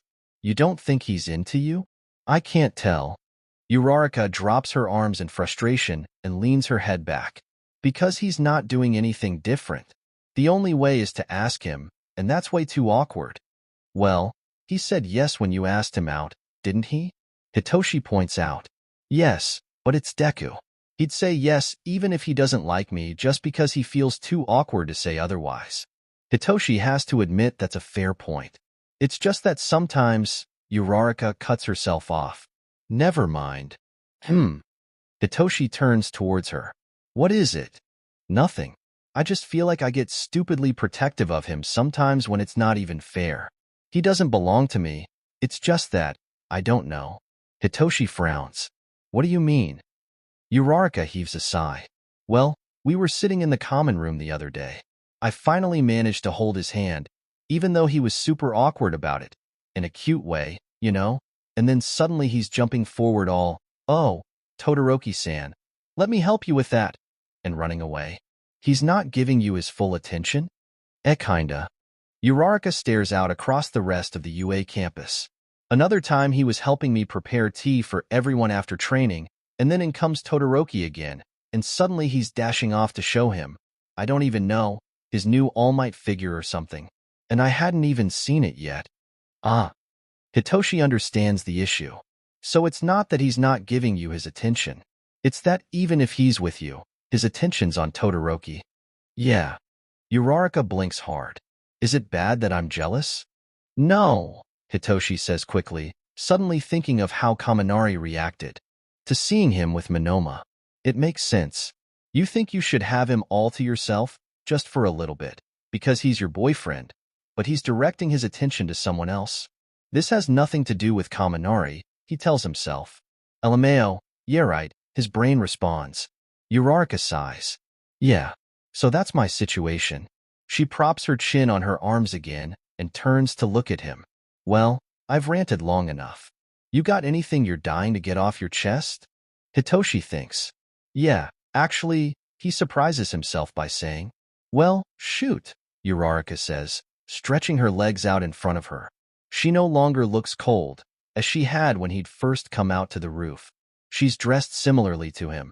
A soft yellow hoodie and purple leggings, her short, caramel-colored hair blowing around her face. I mean, I've got someone I like, he starts with. He's never actually admitted it yet. Not to anyone else, not even to himself. But there's no use hiding it anymore, especially not when it becomes increasingly obvious every day. Ooh, you do. 𝗬𝗧𝗏 sits up eagerly. Okay. Tell me everything. Hitoshi snorts at her enthusiasm. No way I'm telling you who it is. Okay, fine. But give me hints. She begs. Hitoshi sighs. I'd feel weird doing anything right now. I feel like everyone in our class is dating now. 𝗔𝗪𝗢 and 𝐎𝐻𝐻𝗧𝗏, 𝗃𝗏𝗏𝗔 and Azui, now you and Midoriya. We could use some more diversity, 𝗧𝗏𝗏𝗧𝗏 prompts. Oh, good. I'm glad to know I'm not subtle. What? Sue me for noticing you stare more at Kirishima's abs than 𝗎𝗎𝗧𝗏's boobs. Hitoshi laughs. He wasn't expecting to divulge much to 𝗧𝗏𝗏, but he finds she's easy to talk to and non-judgmental. If he isn't careful, he might say too much. He still has things no one can know, no matter how nice they are. He was really the nicest person to me when I transferred. Hitoshi draws his legs up to his chest. It really helped. It felt like everyone was walking around me on pins and needles, and he just barreled right in with no regard for his own safety. 𝗧𝗏𝗏 smiles. He made you feel welcome. Yeah. And that's not even the half of it. I feel like looking at him might give me a sunburn. He's just so bright and loud and personable, and it makes me feel sort of like an empty shell when I look at him. Hitoshi traces a finger along the roof beside him. I feel like I don't deserve to be with someone like him. I have no idea what that means, since you're literally one of the coolest people I know, 𝗧𝗏𝗏 says honestly. I'm not bullshitting you. I mean it. She offers him a smile. He gladly returns it. Thanks. Hitoshi sighs. He's just so charming. Obnoxious. Hitoshi finishes dreamily. I have no idea why I'm so into the fact that he's a moron. Not really. I mean, he's not stupid or anything. He's literally one of the smartest people I've ever met. He's strong. He's capable. He's really good with people, and I envy that. He makes making friends look easy, and I've never gotten that. He can just be a little oblivious sometimes about his own feelings and everyone around him, and I kind of find that. Hitoshi feels his face heat. Sweet. 𝗧𝗏𝗏's smile is looking more like a knowing smirk by the minute. She knows. She knows too much. He has to stop this now, but he can't. Because he's on a roll, and he has no idea how to stop once he started. I'm super introverted, and I hate being around people more than I have to, but being around him feels like charging my batteries, he says. Even though he's so full of energy, it's really relaxing to be around him. I don't have to pretend, because he's really good at accepting people for who they are. Hitoshi clenches his fist and speaks quietly, maybe hoping 𝗧𝗏𝗏 won't hear when he says, I need someone like that. 𝗧𝗏𝗏's smile turns a little kinder. That sounds really sweet. She turns to look up at the moon. They both yawn. Their eyes catch while their mouths are both wide open, and they burst out laughing. It's a sharp sound that pierces the quiet night, and it's one they both need to hear. Their laughter dies down, and they get to their feet. I think I'm pretty tired. I'm gonna get to bed, and then probably never vent this much to anyone, ever again. Enough's enough. 𝗧𝗏𝗏 yawns again and stretches her arms above her head. Hitoshi waves. He thinks he'll stay out a little longer. Clear his head on his own with just the stars. Oh, and Shinsou. 𝗧𝗏𝗏 turns back. He raises an eyebrow. If you figure things out with Kaminari, let me know. He nods and smiles, waving again as she disappears back down the stairs. It's only once he's settled back down and is gazing across the lawn that he realizes he never gave 𝗧𝗏𝗏 a name. In the light of the moon and under the eyes of no one, he smacks his forehead. God, he says to himself, I am absolutely fucked. Let's go training. Let's go. Katsuki tells himself he's not nervous. He doesn't get nervous. That's ridiculous. It's just not who he is. No, the strange twisting feeling in his stomach is due to something else. His excitement to prove himself, eagerness to improve. His anticipation for the days to come. It's summer break. They've had a couple months of school so far, and Katsuki is frustrated by the lack of real growth the morons he tolerates have shown. He would think that with a newbie in their midst, they would have grown stronger, but the results are disappointingly lackluster. Katsuki? Mitsuki glances into the back seat. You gonna be okay? Katsuki's lip curls. Okay. Why wouldn't I be? Well, we know you sometimes get anxious staying in places you've never been before. Masaru jumps in quickly. Katsuki snarls. I don't get anxious. This isn't a problem for me. I can handle a few goddamn days away from you. All right? Mitsuki exchanges a glance with her husband. Masaru fidgets and fiddles with his glasses. All right, she relents. If you say so. It's strange how little she's been bugging him about this. Normally she loves to get all up in his business. But ever since he mentioned being invited to Kirishima's summer home for a few days over break, she's gotten all soft on him. I wonder what his parents do, that they can afford a place out here, Masaru remarks. Unlike the Bakugo's winter home, up in the mountains, the Kirishima's summer home sits at the edge of a sparkling lake, a crystal-clear reflection of the blue sky above. Well, some fresh air and a change of pace will be good for you. Mitsuki pulls the car into the driveway of one of the large cabins on the road. Katsuki feels his stomach twist even sharper than before. They're here? Already? Damn, drive felt short as hell. Try not to work too hard, okay? I know you don't really do vacations. She goes to tousle his hair, and he shoves her off. Whatever. He climbs out of the car and goes to pop the trunk. You're welcome for driving you. Mitsuki calls from the front. Yeah. Katsuki pulls his bags out of the car. 4 days, 3 nights, with Kirishima and his family. He doesn't know why the thought makes the snakes in his stomach coil tighter and squeeze the breath out of him. He won't pretend he hasn't thought of what they might do, that it hasn't crept into his dreams when he thinks of sitting alone with Kirishima at night under the stars. Katsuki's face twists into a snarl on reflex. He pushes the intrusive thoughts away and turns toward the house. It's 2 stories high, wood-paneled with a wide deck out back featuring picnic tables and a nice view of the lake. The scent of pine trees and the sound of splashing water and laughter fills the air. It looks like a place that holds many summers' worth of memories. Katsuki takes a breath as his parents drive off. He steps forward. You, Bakugo. Katsuki pauses. That's not Kirishima. Ishido is standing at the edge of the deck, sporting a yellow bikini and holding a glass of lemonade in her hand. She waves cheerfully and beams at him. Huh. Is the only thing Katsuki can muster. Glad you could join us. Ishido beckons him over. Come on, we'll give you a tour. Katsuki forces his legs to move. What is she doing here? This isn't just him and Kirishima? He tells himself he's only disappointed because these idiots will slow them down in training. That he's only jealous because... Wait, why is he jealous? Katsuki shoves the thought away and hoists his bags up. Reluctantly, he follows Ishido into the house. The patio doors open into a wide living room. Carpeted floors support wooden furniture, low tables and high-backed chairs, framed family photos cluttering every surface. A semicircle of plush armchairs surround a couch in front of the TV. There's a low coffee table in front of it that holds an array of snacks and drinks. 𝗧𝗏 and Kaminari are sitting around the coffee table, playing some sort of card game. Shinso leans against the back of the couch, giving them both advice. Katsuki sneers. He really had to go and invite half the damn class, didn't he? Where's Kirishima? He spits out. The 3 boys look up. Oh, Bakugo. Kaminari grins. You're here. Awesome. Come play. Where's Kirishima? Katsuki repeats. They all seem to deflate. He's upstairs, Ishido says, throwing herself down on the couch next to 𝗧𝗏. They're all wearing swimsuits and their hair is damp. They've all gone swimming and already been having fun without him.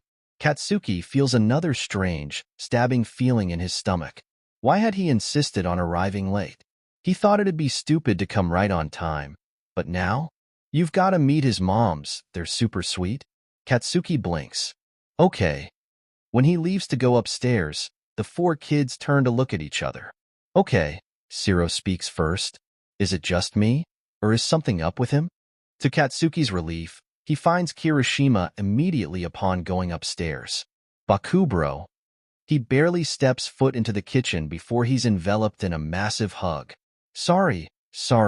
Kirishima steps back and smiles sheepishly. I know you're not a hugger, but it's just been too long since I've seen you. I couldn't help myself. He laughs. Kirishima, Katsuki says dryly. It's been 2 days, you moron. Yeah, I know. Kirishima drags Katsuki by the sleeve into the kitchen. 3 young girls playing on the floor look up at him. They've all got Kirishima's bright red hair, and 2 look exactly the same. Steer clear of the twins. They don't know what's good for them. Kirishima sticks his tongue out at his little sisters, and they respond in kind. Mama! Kirishima stops short, and Katsuki bumps into him. A tall woman with the same red hair as her children is sitting at the counter. She looks up from the newspaper when the two boys approach. Oh, honey, you must be Bakugo. The woman stands. She has Kirishima's build, tall and broad. She also has his soft aura of gentleness. Her teeth aren't sharp, like his, but she definitely looks like she could crush someone's skull with one hand. It's a contradiction he's only ever seen in Kirishima. Like her son, she pulls him into a hug. I've heard so much about you. He can practically hear her winking over his head. Mama! Kirishima shifts on his feet uncomfortably. Where's Mom? Mama Kirishima waves a hand. Oh, she's setting up the baths. We want to get them up and running for your friends. One of the little girls on the floor turns around in indignation. But, Mama, we haven't even gotten the hot baths yet. Well, 𝐒𝐩𝐢𝐻 invited a bunch of his friends, so since we have guests, they'll get to go first. Their mother chides them. She turns to Katsuki. Sorry about them. We've got a big family here this year, but there's plenty of room for everyone, I promise. She winks. Katsuki blinks in response. Okay. He has no idea how to act. He's meeting the mother of Kirishima as, what? A friend? An acquaintance? A classmate? Something more? Politeness does not come easy to Katsuki. That being said, every muscle in his body is screaming at him not to blow this. For some reason, this first impression seems excruciatingly important.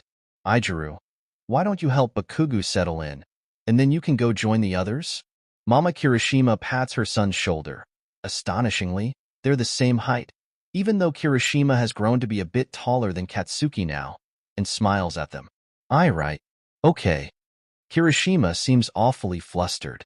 It's probably because Katsuki's seeing his family, although there's really no reason to be embarrassed. It's not like he cares. Let's go. Katsuki walks off, even though he has no idea where the hell he's going. Downstairs, Kirishima tells him. He darts down the stairs, and Katsuki races to catch up. Instead of going back to the living room, they duck down a hallway. Kirishima opens a door to a wide room with bedrolls taking up most of the floor space. We're all set up in here, Kirishima explains. Sorry, but we all have to share a room. He looks nervously at Katsuki. That's fine, Katsuki growls, throwing his stuff down in the corner. Just like training camp then? Yeah. Kirishima bounces on his feet, some of his usual energy returning. Just like that. The thought sparks an idea in Katsuki's head. A smile twists onto his face slowly. A way to make this week with the idiots somehow more bearable. What is it? Kirishima asks, noticing the change in his expression. What do you have planned for while we're here? Oh. Kirishima blinks and frowns slightly. Katsuki ignores the way his stomach does flip-flops at the cute expression. Well, probably swimming in the lake, playing some games at the beach, hanging out here, mostly just relaxing. Relaxing. Katsuki doesn't do relaxing. Perfect.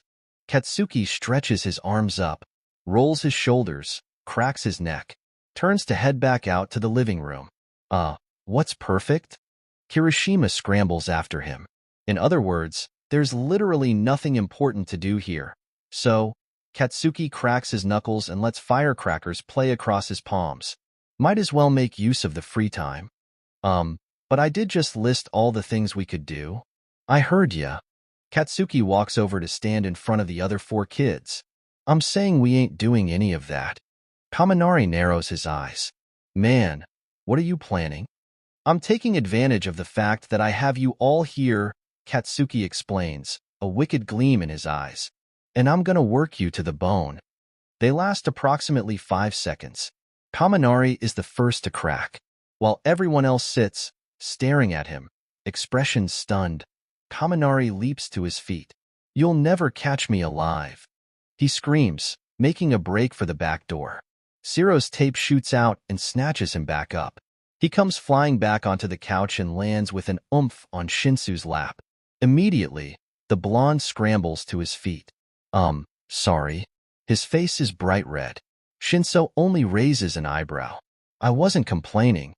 Katsuki doesn't like the turn the conversation has taken.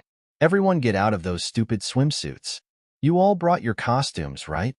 5 pairs of blank eyes stare widely at him. Katsuki sighs. Of course you didn't. Just workout clothes, then. He turns to stare out at the lawn outside. And meet me outside when you're done. Obviously, he'd brought his hero costume.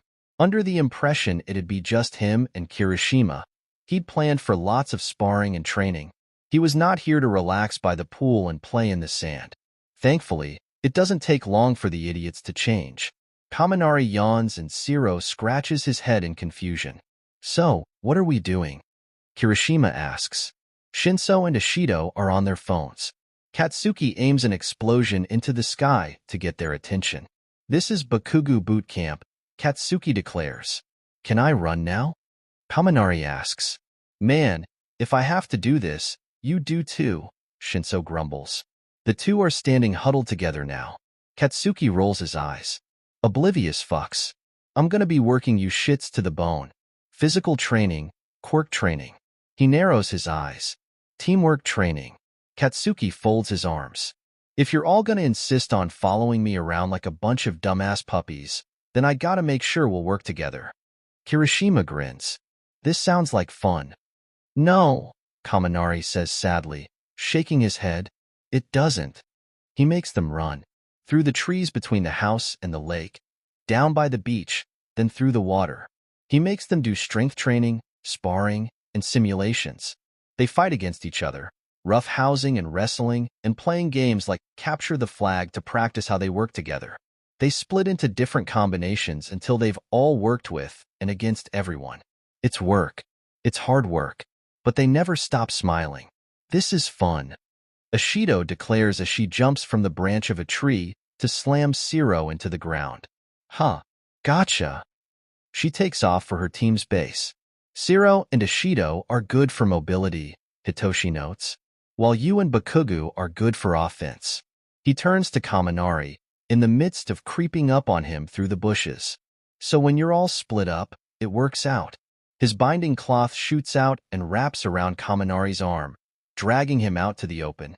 I guess I'm good for scouting and Kirishima's good for defense, maybe?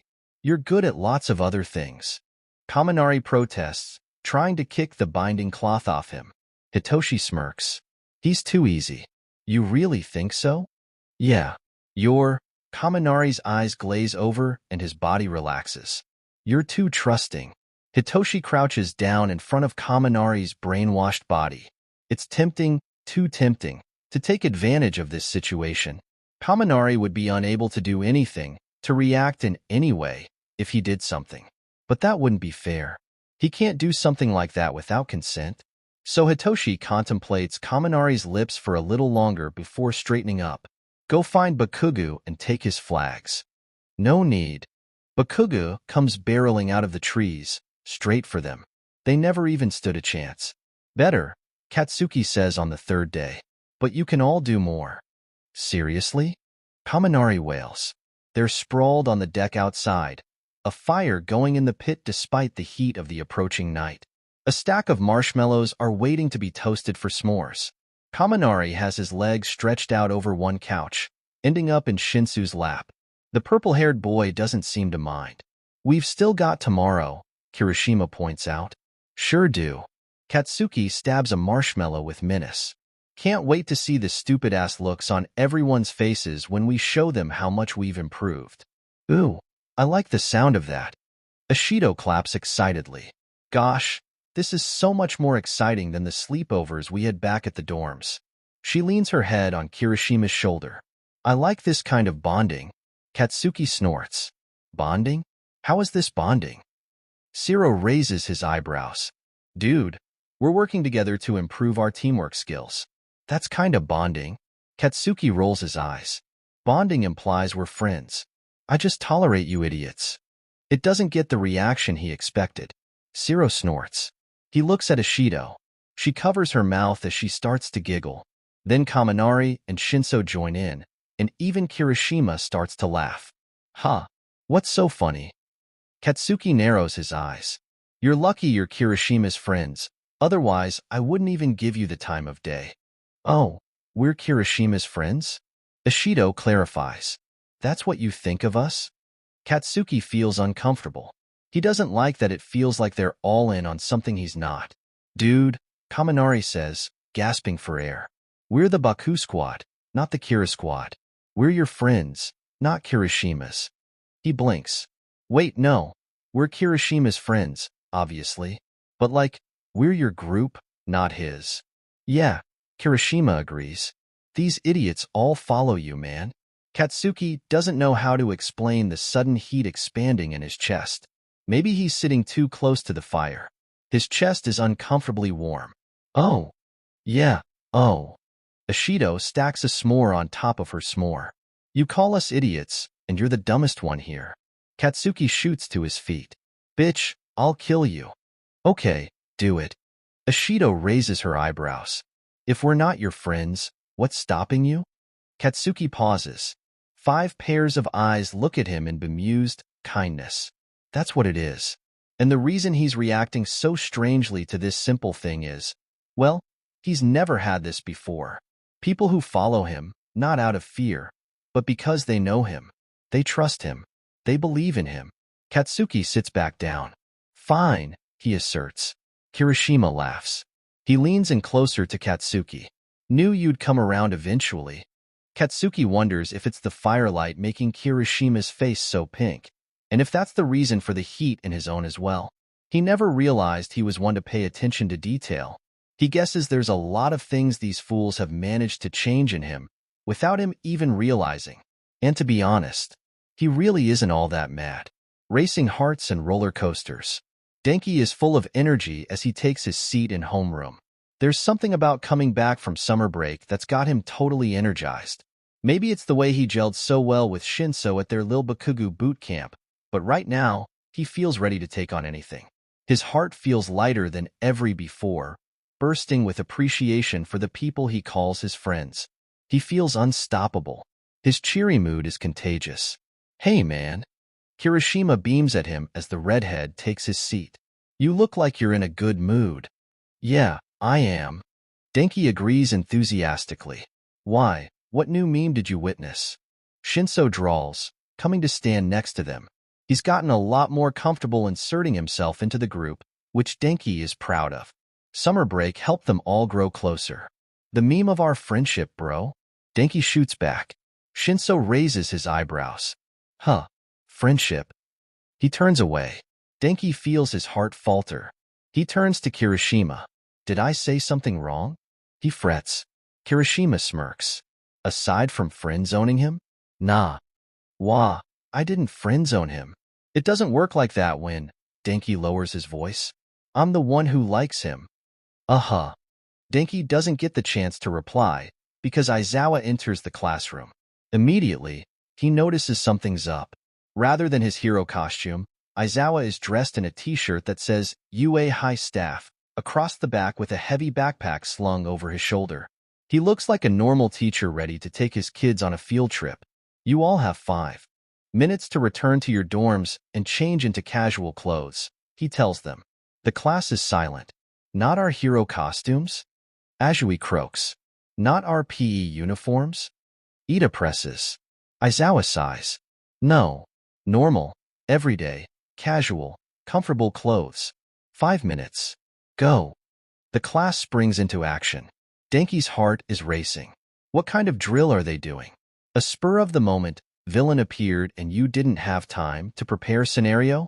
His head spins with all the possibilities.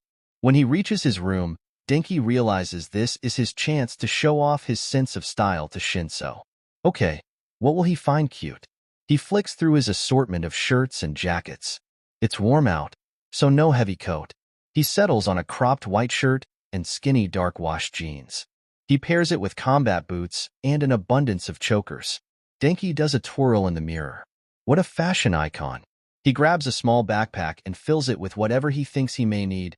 Phone, charger cord, but no portable battery, because he does that himself, and wallet, of course, in case there's time to buy snacks. He takes one last look in the mirror and pauses. He's really out here dressing up for a cute guy.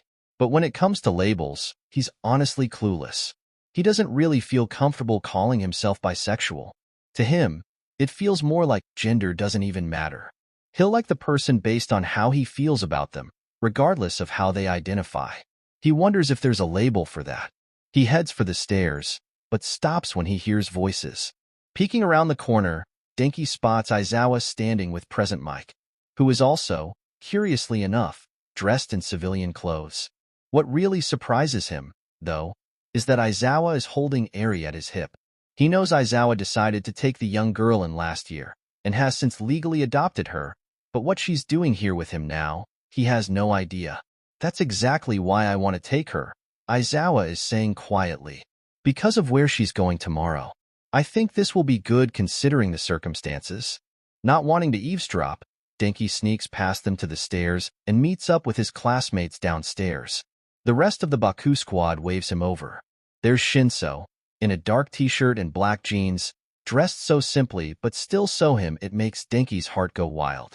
Hey, Shinsou says when Denki approaches. You look nice. Denki forgets how to form words. Haha. Shinsou frowns. You fry your own tongue while charging your phone again? He steps forward, hand reaching for Denki's face. Let me take a look. No. Denki leaps back. It's fine, I'm fine. He waves his hands desperately, trying to dispel the amused looks of his friends.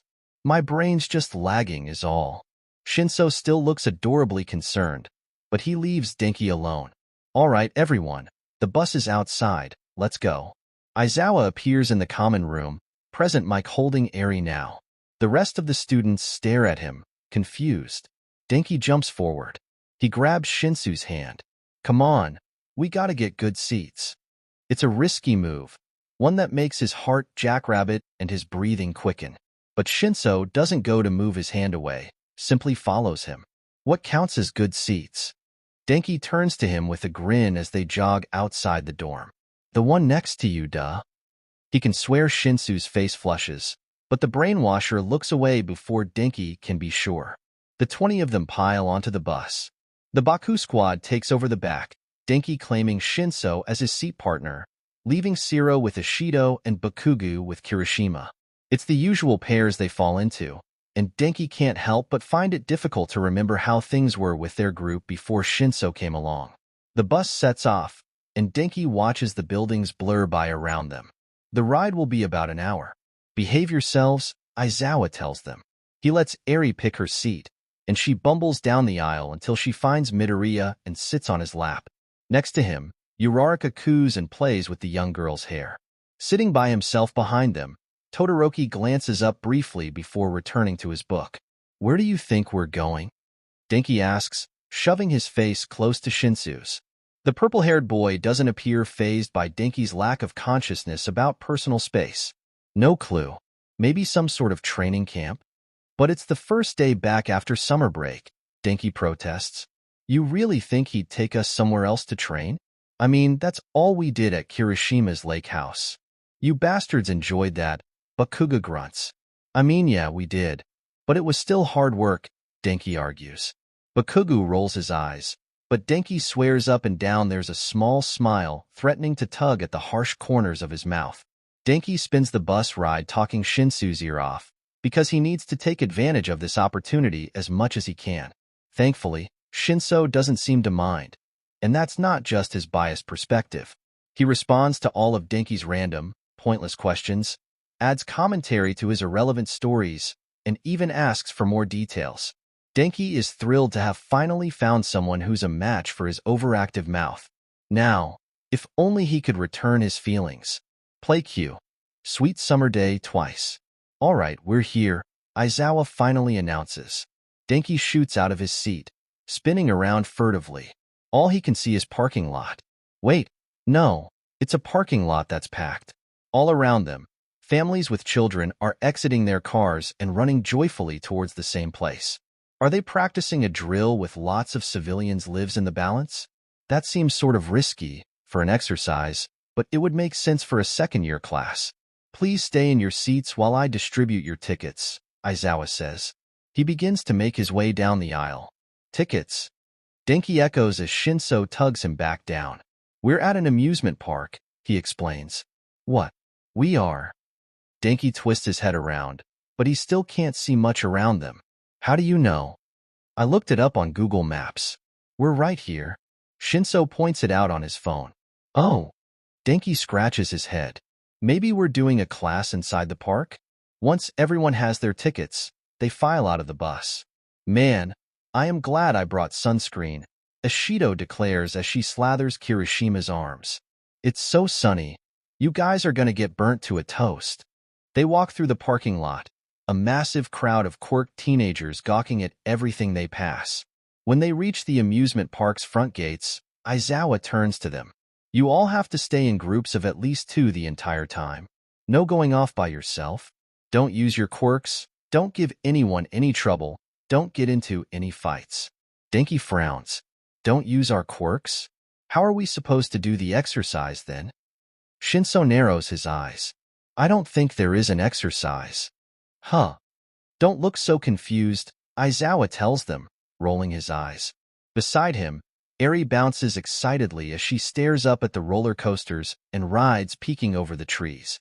Suddenly, her presence makes a lot more sense. Normal schools do things like field trips all the time. The principal and therapists thought it would be beneficial for your mental health to have a day for fun. He says the word like it's not one he uses often. His meaning takes a second to sink in. The class explodes into chaos. You mean we're actually here to have fun? Shiro is nearly crying. Just like normal kids? We actually get to ride the rides? 𝗧𝗏𝗄𝗧𝗏 jumps up and down, and eat churros, and play games and win prizes and get souvenirs. You can do whatever you want, Aizawa says with a sigh, rubbing the back of his neck. I hope you all brought money, because I'm not covering your expenditure. But as long as you keep in mind what I just told you, you can go wherever you want and enjoy your day however you like. His gaze shifts to a glare. Now get a move on. We're here all day, so let's get to it already. The class scatters. The Baku squad stays together as a clump. Wow, I can't believe we really get to hang out at an amusement park and have fun. 𝗧𝗏𝗄𝗧𝗏 cries. This is amazing. Where should we go first, guys? This is a waste of time. Bakugo snarls. It's not helping us train at all. It's not supposed to, Kirishima points out from where he's sunscreening the back of Bakugo's neck. How he got that close without losing his fingers, Denki has no idea. It's time off. It's a break. Even the strongest heroes need those. If you don't get time to kick back and relax every now and then, you'll burn out. You'll never get far. The words seem to reach Bakugo. The tension in his shoulders drops and he sighs. All right, fine. So where are we going first? He grabs a map and snaps it open. 'Cause I ain't wandering in circles. We gotta make a battle plan and stick to it. Denki snorts. Trust Bakugo to take a day of fun and make it serious. I want to go on the roller coasters. 𝗧𝗏𝗄𝗧𝗏 cheers. Me too. Denki jumps excitedly with her. Shinso shakes his head. Not a roller coaster guy, he explains. Oh. Denki pauses. I'll sit out with you then. No, you go. But you shouldn't sit out by yourself, that's no fun. Denki argues. I don't really mind. I'm used to sitting by myself. That makes it worse. Denki whines. He turns to the group, who's watching the exchange like a fascinating tennis match. You guys go ahead, do that one with the big 𝗵𝗃. I'll wait here with Shinso, okay? They all ignore the brainwashers' protests as 4 of them split off to go to the ride and Denki stays with Shinso. 𝗧𝗏𝗄𝗧 and Kirishima probably suspected his true intentions, because now it's just the 2 of them. Haha, wow, Denki says awkwardly.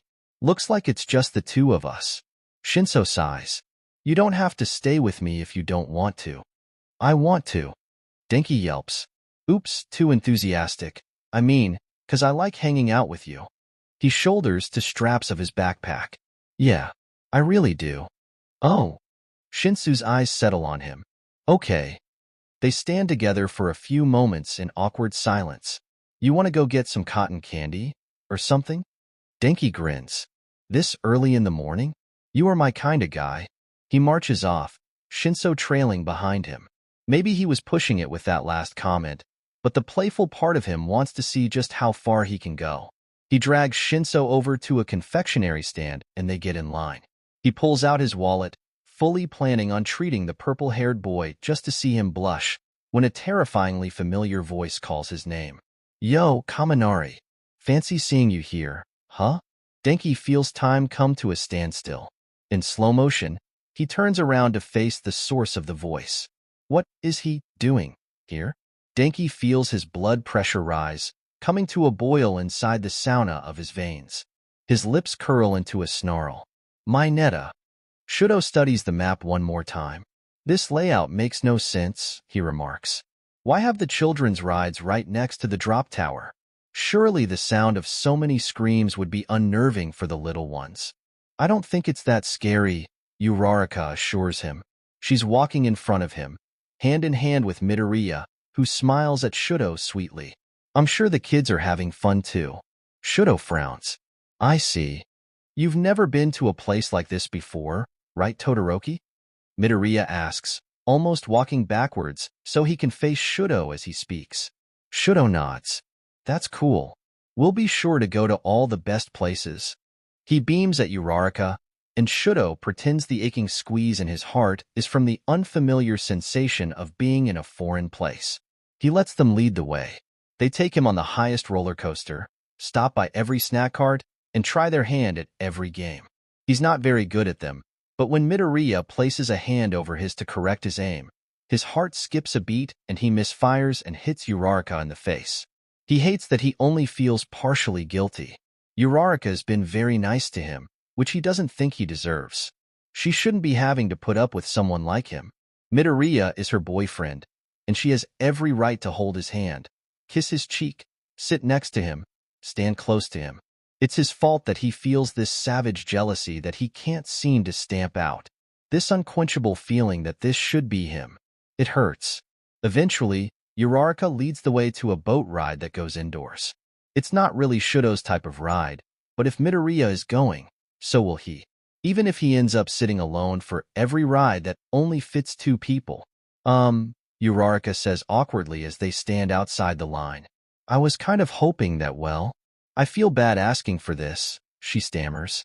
But I kind of wanted the chance for this to just be me and Deku, okay? Shudo blinks. Okay. It has nothing to do with you. She explains frantically, waving her hands. You're awesome and we love hanging out with you. It's just that, it's not really a date with 3 people. 𝗬𝗧𝗏 is desperately trying to convey something to him with her eyes, but he has no idea what. Okay, he says. I'll wait here. Oh. 𝗬𝗧𝗏 glances around. Like, outside the ride? Yeah. Well, 𝗬𝗧𝗏 looks to Midoriya for support, and he suddenly becomes fascinated by the shoelaces of his sneakers. I was thinking we'd get lunch together after this, so it'd probably be better if you met up with someone else. She smiles and nods reassuringly, just so you don't have to wait by yourself for a while. She's being very nice to him. He knows it's genuine. He just feels like it's undeserved. Okay. Shudo doesn't get why she hadn't just said something at the beginning. It hadn't occurred to him that they might want time alone. Why had they let him tag along, then? I know it probably wasn't fun to be a third wheel, but I think there's a bigger group of us around here somewhere. 𝗬𝗧𝗏 assures him as she and Midoriya head for the line. Midoriya shoots him an apologetic glance as he's dragged away. Shudo lifts a hand in a wave. Third wheel? Usually that implies a feeling of awkwardness. Shudo hadn't really felt any awkwardness, but then again, he's never been good at reading into situations well. He knows he's not supposed to be by himself, but he can't get a hold of anyone else. He sits on a low wall that surrounds a little flower garden and pulls out his phone. Earlier, he'd texted his siblings about his plans for the day, and now, he sees he's gotten a reply. Natsuo. Oh, an amusement park. How exciting, show. Tell me all about it. Me. It's fine, I guess. Natsuo. You having fun with your friends? Shudo hesitates. What should he say? Me? Yeah. Okay, so he's just going to lie. Sure. That works. Natsuo. Oh, really? He knows. How does he know? Natsuo. Would you like to show me photographic proof of you having fun with said friends? Shudo sighs. Well, he backed himself into a corner with this one. Me. Okay, fine. You got me. am sitting by myself next to this guy eating popcorn so loud I can hear it inside my head, and this little kid putting cotton candy up her nose. Also, my friends left to go on a ride by themselves. Natsuo, ouch. They ditched you? Me? Not really. They're dating. So it's fine. Natsuo, no it's not. It's still rude. Why'd they leave you? Me? Probably because my crush's girlfriend thought I was third-wheeling. Natsuo, OMG, your crush is a lesbian? Me? No, he's a dude. Natsuo, makes more sense. Shudo sighs and closes out of the chat.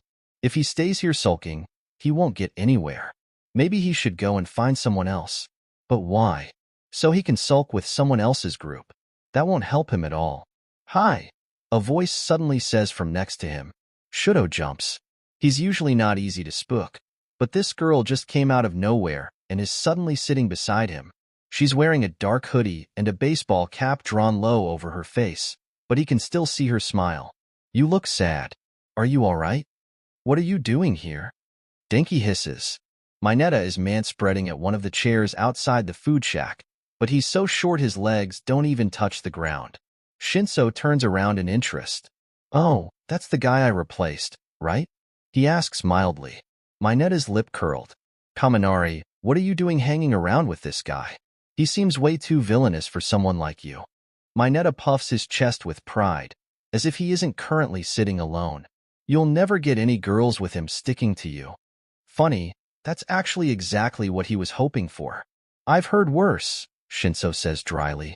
I don't think your minuscule brain could possibly come up with an insult against me, but then again, at least it's not the tiniest part of you. Minetta's brain goes into overdrive trying to figure out the hidden punchline to Shinsou's jab. Dsky high-fives him. Are you guys skipping school as well? Minetta jeers. The people at UA are so corrupt, I dipped out of there as fast as I could. I'm so glad to be gone. You guys should do the same. Pass, Shinsou says. I'm happy being far away from you, Dsky confesses. Minetta sneers. Hey, Kaminari, remember the last time we came to an amusement park like this? Dsky's heart skips a beat. We snuck off from the group and sat and catcalled all those ladies all day. Shinsou frowns. What's he talking about? And nothing. Dsky rushes to explain, flushed with shame from his past actions. Nothing. He's just, making stuff up. He turns to face Minetta, staring up at him smugly. I need to talk to you. He picks Minetta up by the ear and carries the boy around the back of the snack shack. It's crazy how light his body is, or how strong Dsky has become. Apparently, Minetta notices it too. You been working out more? Minetta squints at his arms.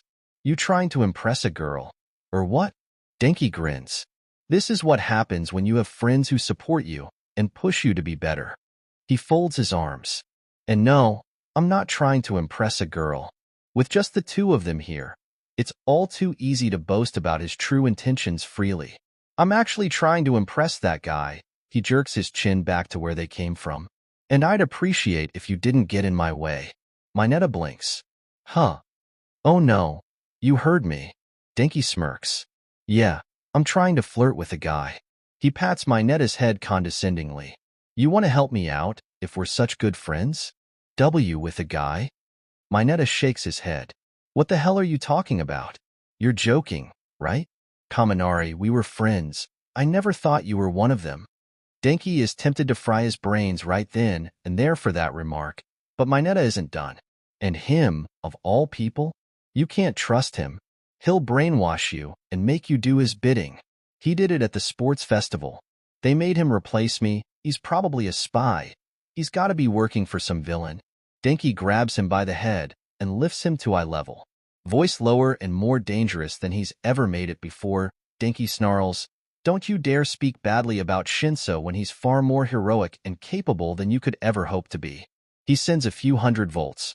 Not enough to do any damage, but enough to be, well, shocking, through Minetta and drops the slightly smoking boy back onto the ground.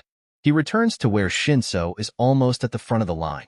Hey, Dsky says, feeling strangely more confident than he was before. Enough to sling his arm around Shinsou's shoulders comfortably. The taller boy doesn't move away.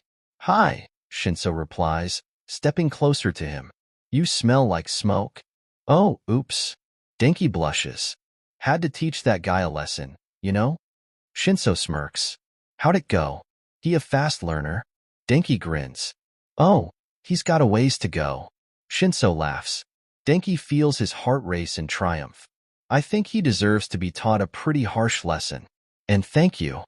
Denki frowns as they step up to the ordering window. Thank you for what? I mean, he was being rude to me and you got pissed on my behalf, so I kinda owe you one. Shinso cocks his head and smiles. Isn't that how it works? Oh. Denki didn't even think of that. It was as natural as breathing for him to be defensive on behalf of Shinso. Insulting the purple-haired boy feels like an insult to Denki himself.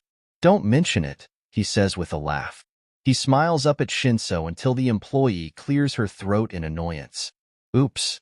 So, I was thinking, Shinso says, whipping out his wallet before Denki can protest.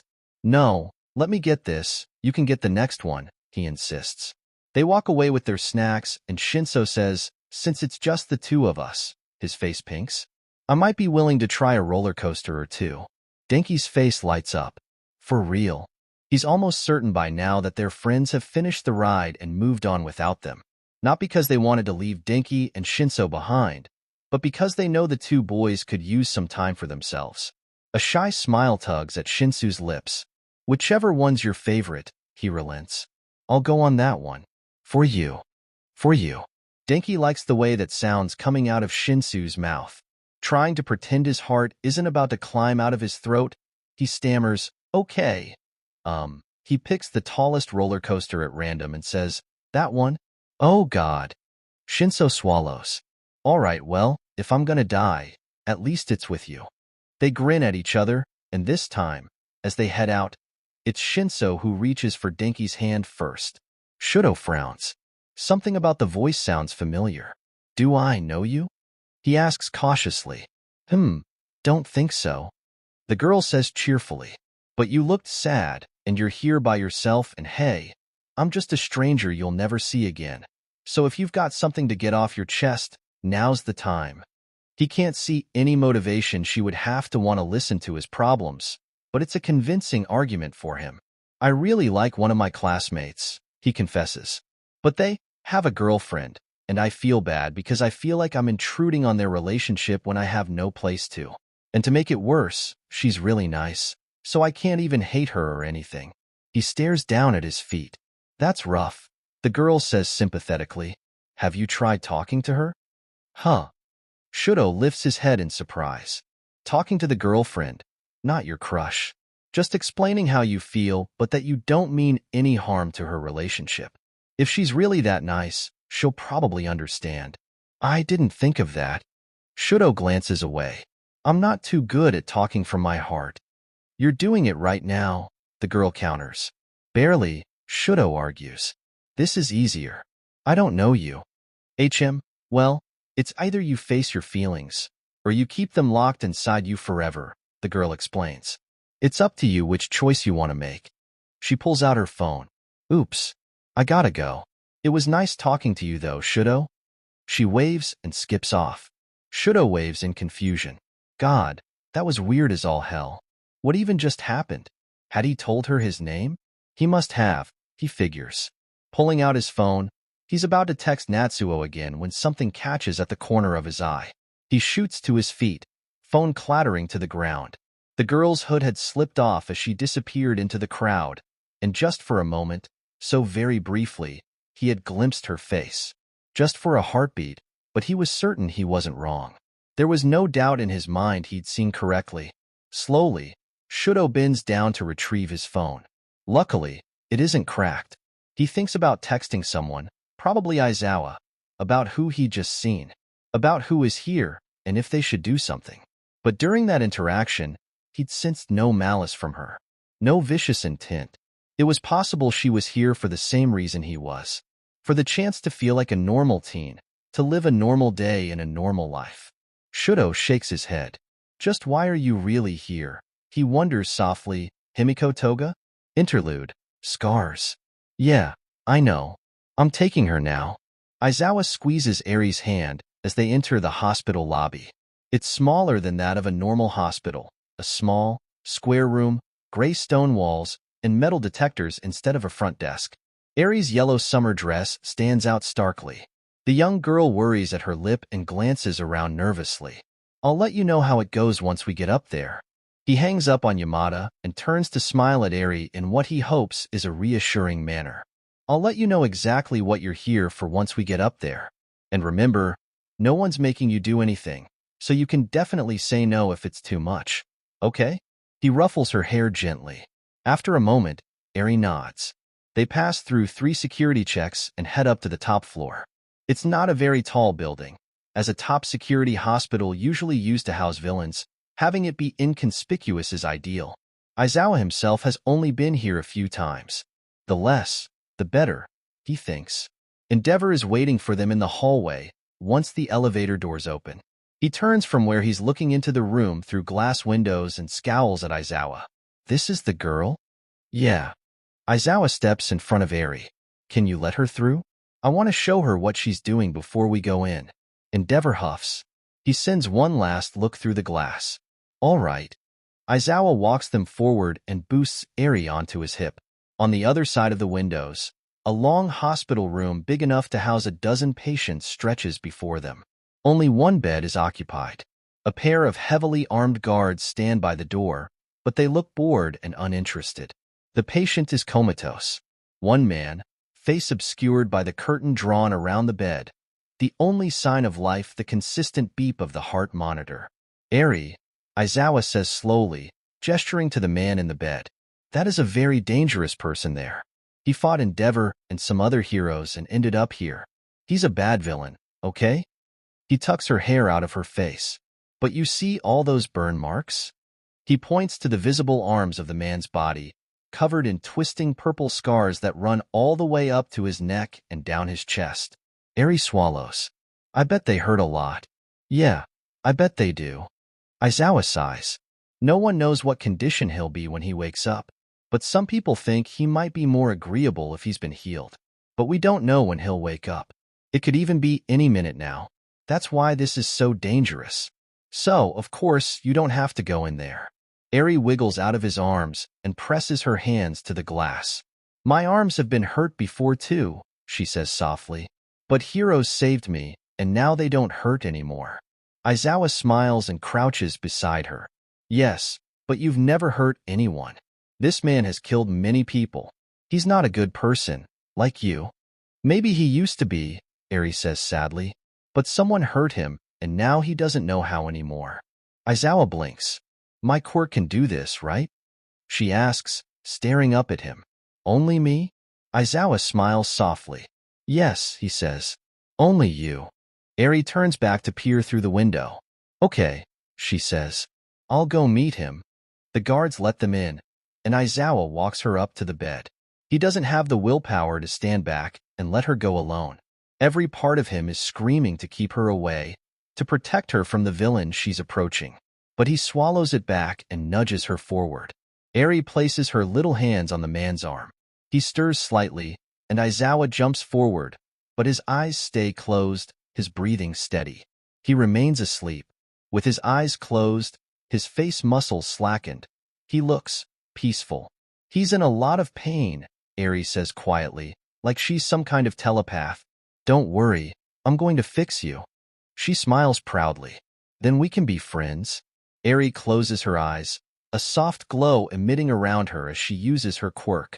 In a serene room in a quiet hospital, she slowly begins to heal Todoroki Tuya. Some hours later, in the dark of the room, silent save for the beep of the heart monitor, the soft sheets begin to rustle. The steady beep of the machine slowly begins to quicken. Tuya stirs, fingers twitching first as the senses of the world around him return. His eyes fly open. So, what now? Hitoshi scrolls down the website. Do you think he's a cat guy? He spins around in his chair to face Uraraka, sprawled across his bed. She contemplates from where her face is smushed against the bed. Arms splayed in front of her as she flips through her phone. Dunno. You sure are. Well, yes, but do you know if he's allergic? Hitoshi jerks his thumb at the screen. There's a cat cafe in town not far from here. That might be a nice spot. 𝗬𝗧𝗏 sits up slowly. I don't think he's allergic. I don't know for sure, though. Let me text Mina. She knows him better than I do. She busies herself with her phone. Hitoshi sighs. It's only been 4 days since the trip to the amusement park, and he knows it's not fair to 𝗬𝗧𝗏 to call on her for help when she's only just broken up with Midoriya, but she seems to welcome the distraction. Who knew the best thing to deal with a breakup would be helping someone else plan a theoretical date? She says he's fine, 𝗬𝗧𝗏 says. He doesn't have any allergies, but apparently, and I quote, he doesn't like pickles, he's very excitable about his interests, don't talk to him about Pokemon unless you know what you're doing, Spider-Man is his favorite Avenger, and his favorite Jolly Rancher flavor is blue raspberry because he likes when things turn his tongue funny colors. She shuts her phone off and squints at him. Are you sure you're into this guy? Hitoshi's head spins. Absolutely, he says with confidence. Wow, 𝗬𝗧𝗏 says. Well, if you're not turned away by that, you may actually be perfect for Kaminari. He pounces on her. Really? You think so? Oh my, she coughs her hair out of her mouth. You're a lot more physical with people than I thought you'd be. He rolls away. Sorry.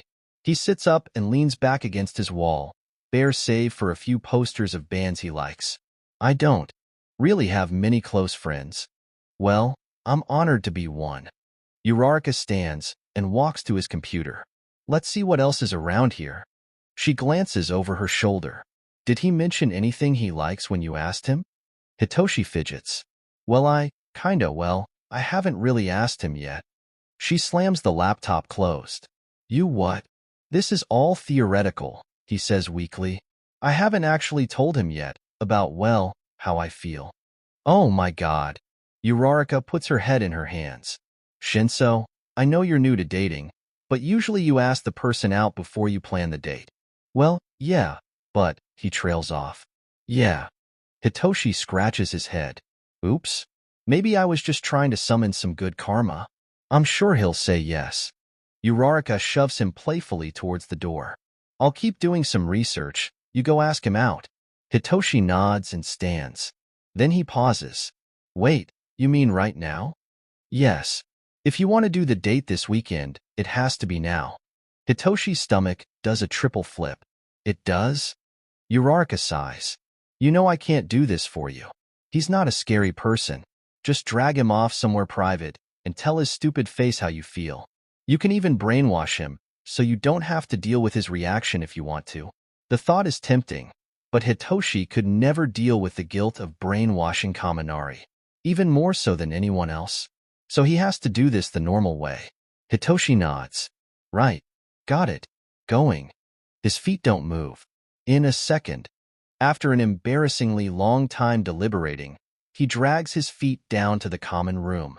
Of course, Kaminari is sitting in the midst of the rest of the Baku squad. Oh god. If this doesn't go well, Bakugo's gonna kill him. That dude hates anyone who messes with his friends. Sure, he's technically a part of the squad now, but like Bakugo, he prefers to hang on the outside of a group. Except if he gets to be with Kaminari. They're sitting around the couch, focused on something on Mina's phone. Zero notices him first.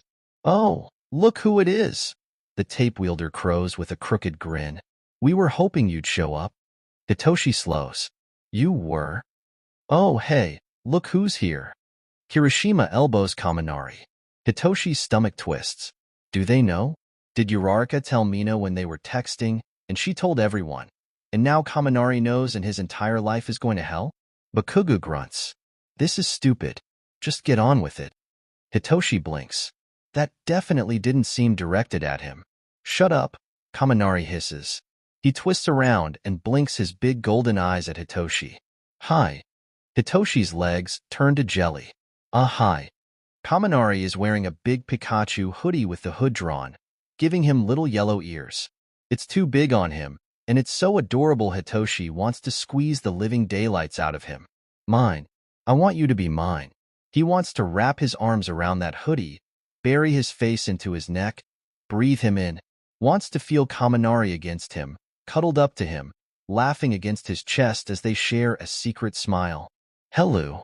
Kaminari's real voice brings him back to the present. Oh shit, What am I doing again? Says Hitoshi. Mina turns around. Kaminari has something to tell you, she says, and goes back to her phone. Dude. Kaminari glares at her. Not cool. I'm listening, Hitoshi encourages, because he'd rather anything else happen right now than say what he came here to say. Kaminari scratches his head. 1 second, let me figure out my words. It's fine, Hitoshi tells him. You just throw them at me, and I'll sort it out. Kaminari laughs. Right. Bakugo rolls his eyes at 𝗧𝗏. They share some sort of secret glance Hitoshi doesn't understand. So, I don't really know how to say this, but I know these guys won't let me do this without them around, so they make sure I don't chicken out. But would you want to hang out sometime later? Like, this weekend? Maybe? Kaminari throws everything out in one breath, and it takes a second for Hitoshi to catch up. Be more specific, Mina advises. Give examples.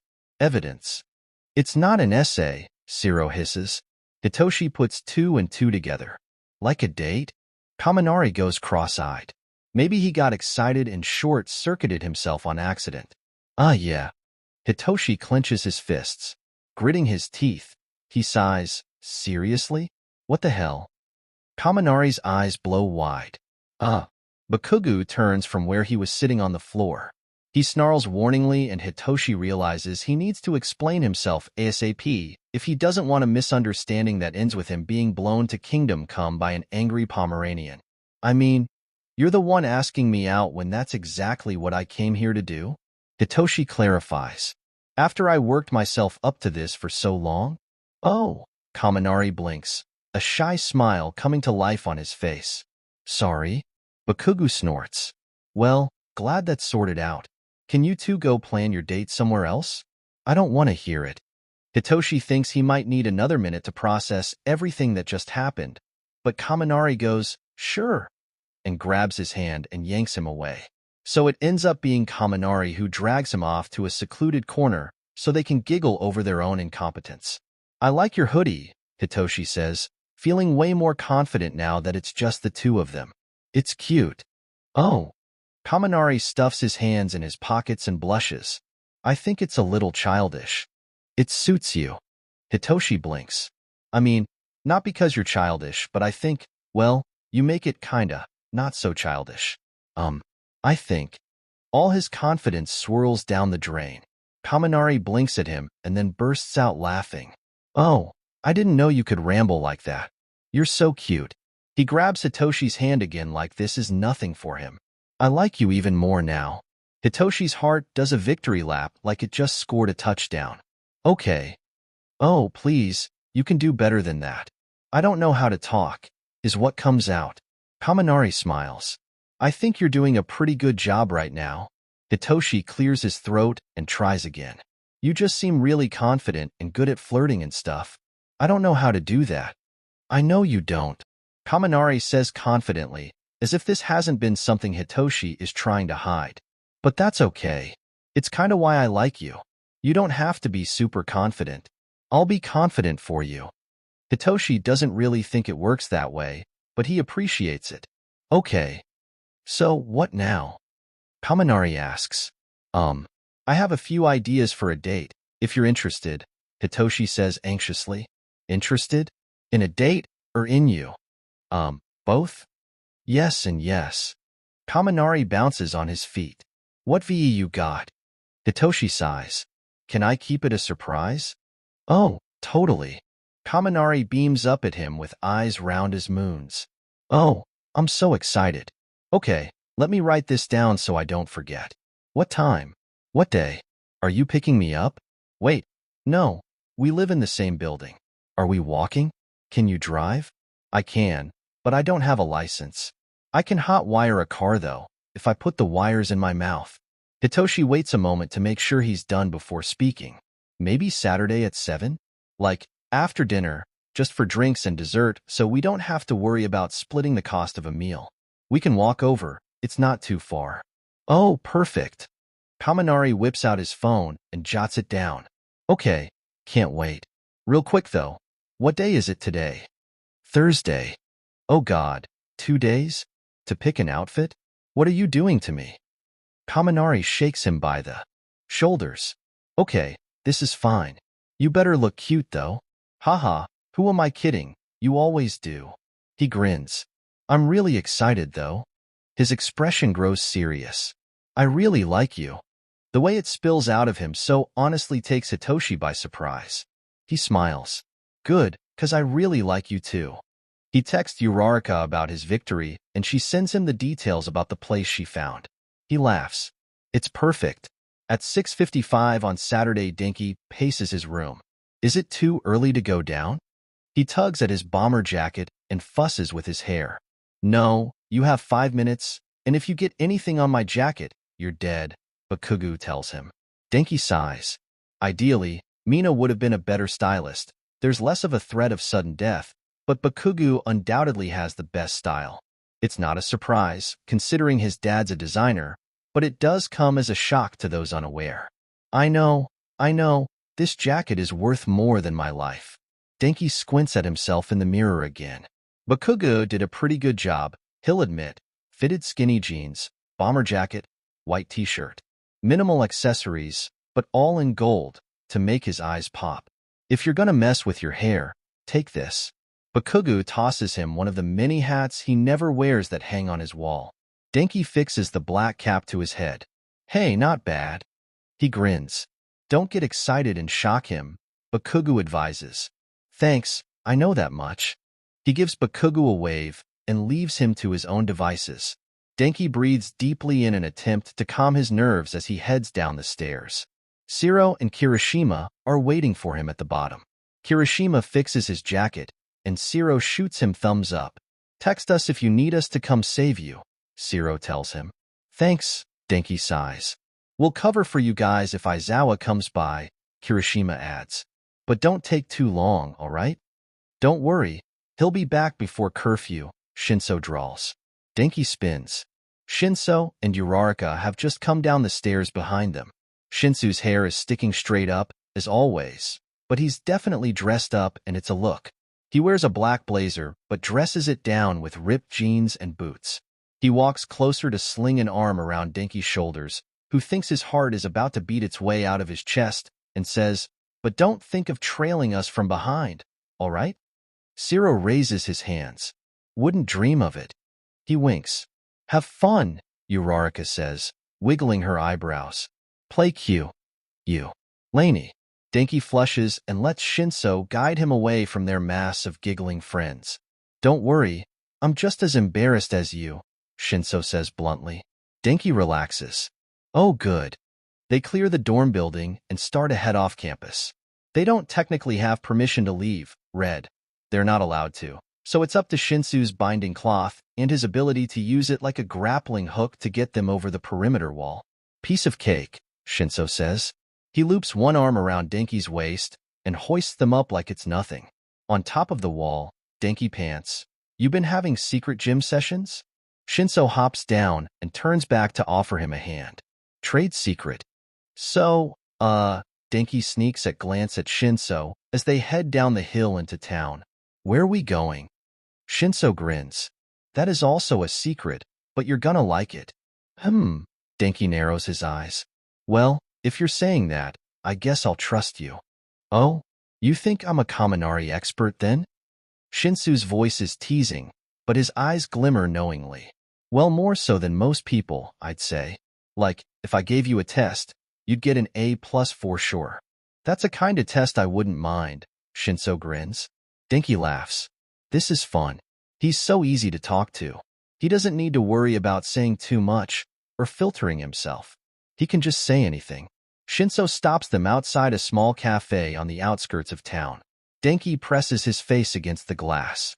It's after dinner, so it's quiet inside. But inside the cozy-looking room, he can see. Holy shit, he gasps, stumbling back to peer up at the sign. Is this a cat cafe? He grabs Shinsou's hand and drags them inside. 3 pairs of yellow eyes turn to look up at them. Marrow? Oh my god, Dsky whispers. I'll take them all. The cats aren't for sale, Shinsou explains as they sit down. There are a couple other patrons in the cafe, but they have most of the place to themselves. It's nice. That won't stop me. Denki declares. A fat orange tabby leaps onto his lap while Shinso orders for him. Oh my god. Let's name them all. I'm not great with names, Shinso admits. Oh? Haven't you ever had a pet? Shinso shakes his head. What? Not even one. He shakes his head again. Man, Denki says. I always wanted a dog, but my mom said our house is crazy enough as it is. Me and the dog would just drive each other crazy. Shinso laughs. I can see that. He sips at his matcha latte. You have siblings? Denki nods. 4. Shinso's mouth falls open. 4. All younger, if you can believe, Denki sighs. Yep, that's why I'm so responsible. A natural older sibling. Shinso says slowly. Yes, definitely. His eyes sparkle with bemusement. You're really nice to talk to, Denki confesses. Shinso blinks. Sorry, I just keep thinking that. It makes this really fun. Usually I get stressed out talking to people, because I'm scared I'll say too much or ramble about myself and nobody will care. But it seems really easy with you. Shinso takes a sip of his latte. I like listening to you, he says simply. I think your rambling's cute. Denki's face flushes. Not good at flirting, my ass. Oh. Shinso grins. Have I managed to put a stump your chatterbox mouth? Denki fumes. Impossible. I've got plenty to talk about. I'm sure you do. Shinso taps a finger on the table. So, Pokemon. Thoughts? They leave the cat cafe half an hour later and wander further into town. There's another place I had in mind, but they might be closed, Hitoshi tells him. Want to swing by and check it out? Kaminari beams. Sure. He grabs Shinso's hand in a daring move and swings their arms as they walk. I'll trust your judgment. They walk past a quiet strip mall, a bustling restaurant, and an abandoned gas station. The night is quiet, and the trees sway quietly with a soft breeze. A flock of birds passes overhead, and Hitoshi looks up to see the sky painted with pastels as the sun dips low. Eventually, they arrive at a big stone building taking up almost an entire block to itself. Denki feels his chest ready to burst with excitement. Oh, I used to come here as a kid, Kaminari exclaimed, sprinting forward and dragging Hitoshi along behind him. Oh, really? Hitoshi grins. I've actually never been. It's a children's museum. 𝗧𝗏𝗏 found it online, and he only agreed partially as a joke, because activities designed for children seem right up Kaminari's alley. He hadn't counted on the blonde being familiar with the place. Oh, let's go in. It's so fun. It's late, so it should be pretty empty. He lets the blonde lead the way. They buy the cheap tickets and head inside. The main room has all sorts of fun exhibits and hands-on experiences. They don't have much time, but they make the most of it. They finger-paint awful drawings of each other, compete to see who can build a better fort out of styrofoam building blocks, and weave dolls out of straw. I bet if I get a lock of Bakugo's hair I can make this a voodoo doll, Kaminari says proudly. I don't think it'll work if he sets it on fire first, though. Hitoshi points out. Kaminari pouts. Damn, okay. I'll find someone else. He takes Hitoshi's hand again, and they head down a hallway he hadn't noticed before. This was my favorite section, Kaminari tells him. The lights from out front are fading, the voices of the other patrons fading away. The walls darken, and luminescent lights in shades of blue and purple dance around them. It always seemed really calm and disconnected from everywhere else. The hall opens up into a big room.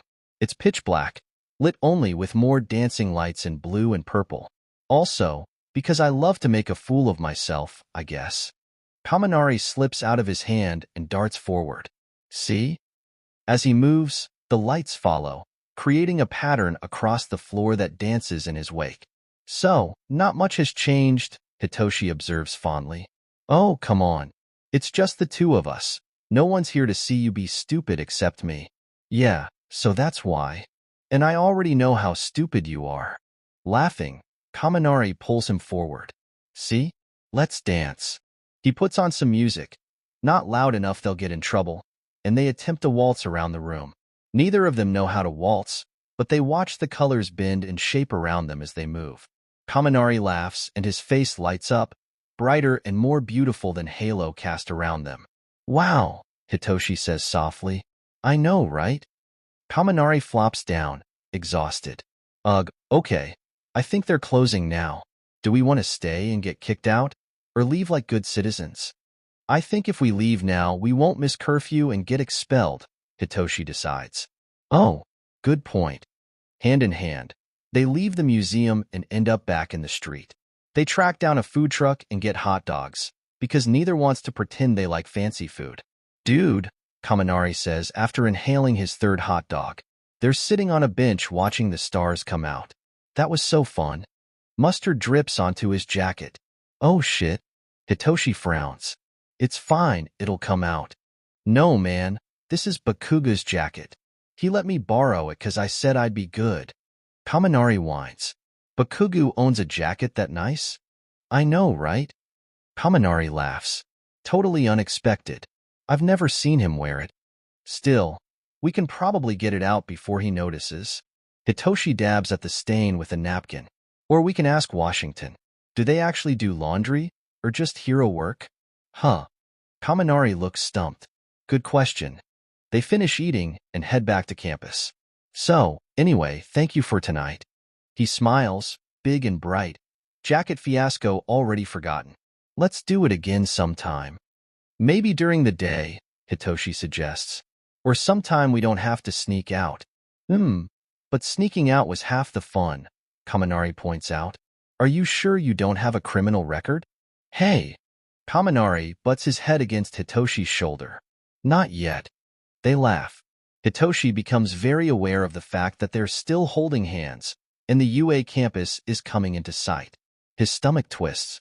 He's not going to let this night end without making a move. The fence isn't all that tall. I think I can climb it, Kaminari says, squinting skyward. It's dark, though, Hitoshi observes. Be careful.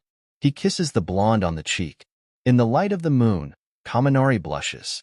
Okay. They scale the wall. From there, it's just a quick dash to the safety of the dorm room. Are they back yet? Mina cranes her neck to see out the darkening windows. I can't see shit. Soon. 𝐎𝐩𝐽𝐻 bounces on her feet. Oh, I can't wait to hear all about it. I see them. 𝗧𝗪 declares from where he has his head stuck out the front door. They stop to talk. What? What are they saying? The girls crowd around him.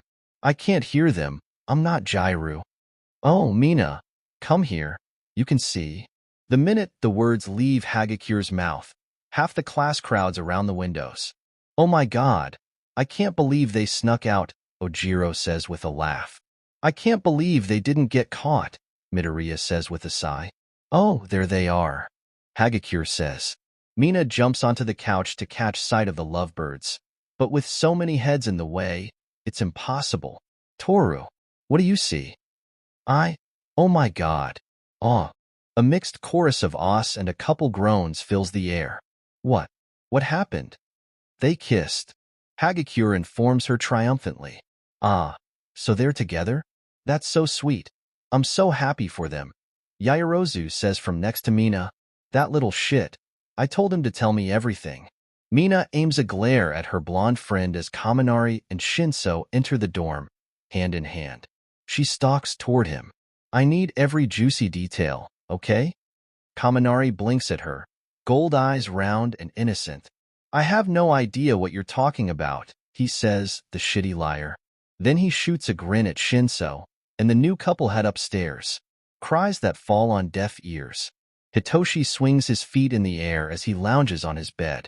It's a long weekend, so go visit your parents. They said. It'll be fun. They said. Not for me, he thinks.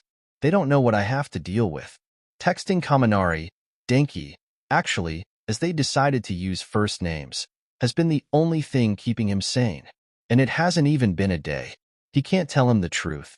He can't tell anyone. He says as little as possible at home, only divulging the bare minimum of what he's doing. Mostly, he keeps the door closed and works on homework. He forgot how much better life is at the dorm. At least there, he has people to talk to, food he can eat at any time, and can sleep comfortably at night without keeping one eye open. But of course, his avoidance tactics backfire. His parents force him to eat dinner with them. It's cheap takeout from a Chinese place down the street, and Hitoshi shovels the food into his mouth as fast as he can. It's not fast enough. You've been spending quite a bit of time in your room, we've noticed, his father speaks up. Hitoshi pauses, but knows better than to reply. Is there someone you're talking to? Hitoshi shakes his head automatically. Yeah, they've gotten used to asking yes or no questions. Give me your phone. Hitoshi hands it over. He keeps his face neutral, but inside he's kicking himself. Shit. He shouldn't have been texting Dsky so much. He should have known better. Who is Kaminari Dsky? His mother asks suspiciously. Why are there so many heart emojis next to his name? Hitoshi swallows and answers carefully. He goes to UA. The name sounds familiar, his father says slowly. Is he in the hero course? Hitoshi hesitates.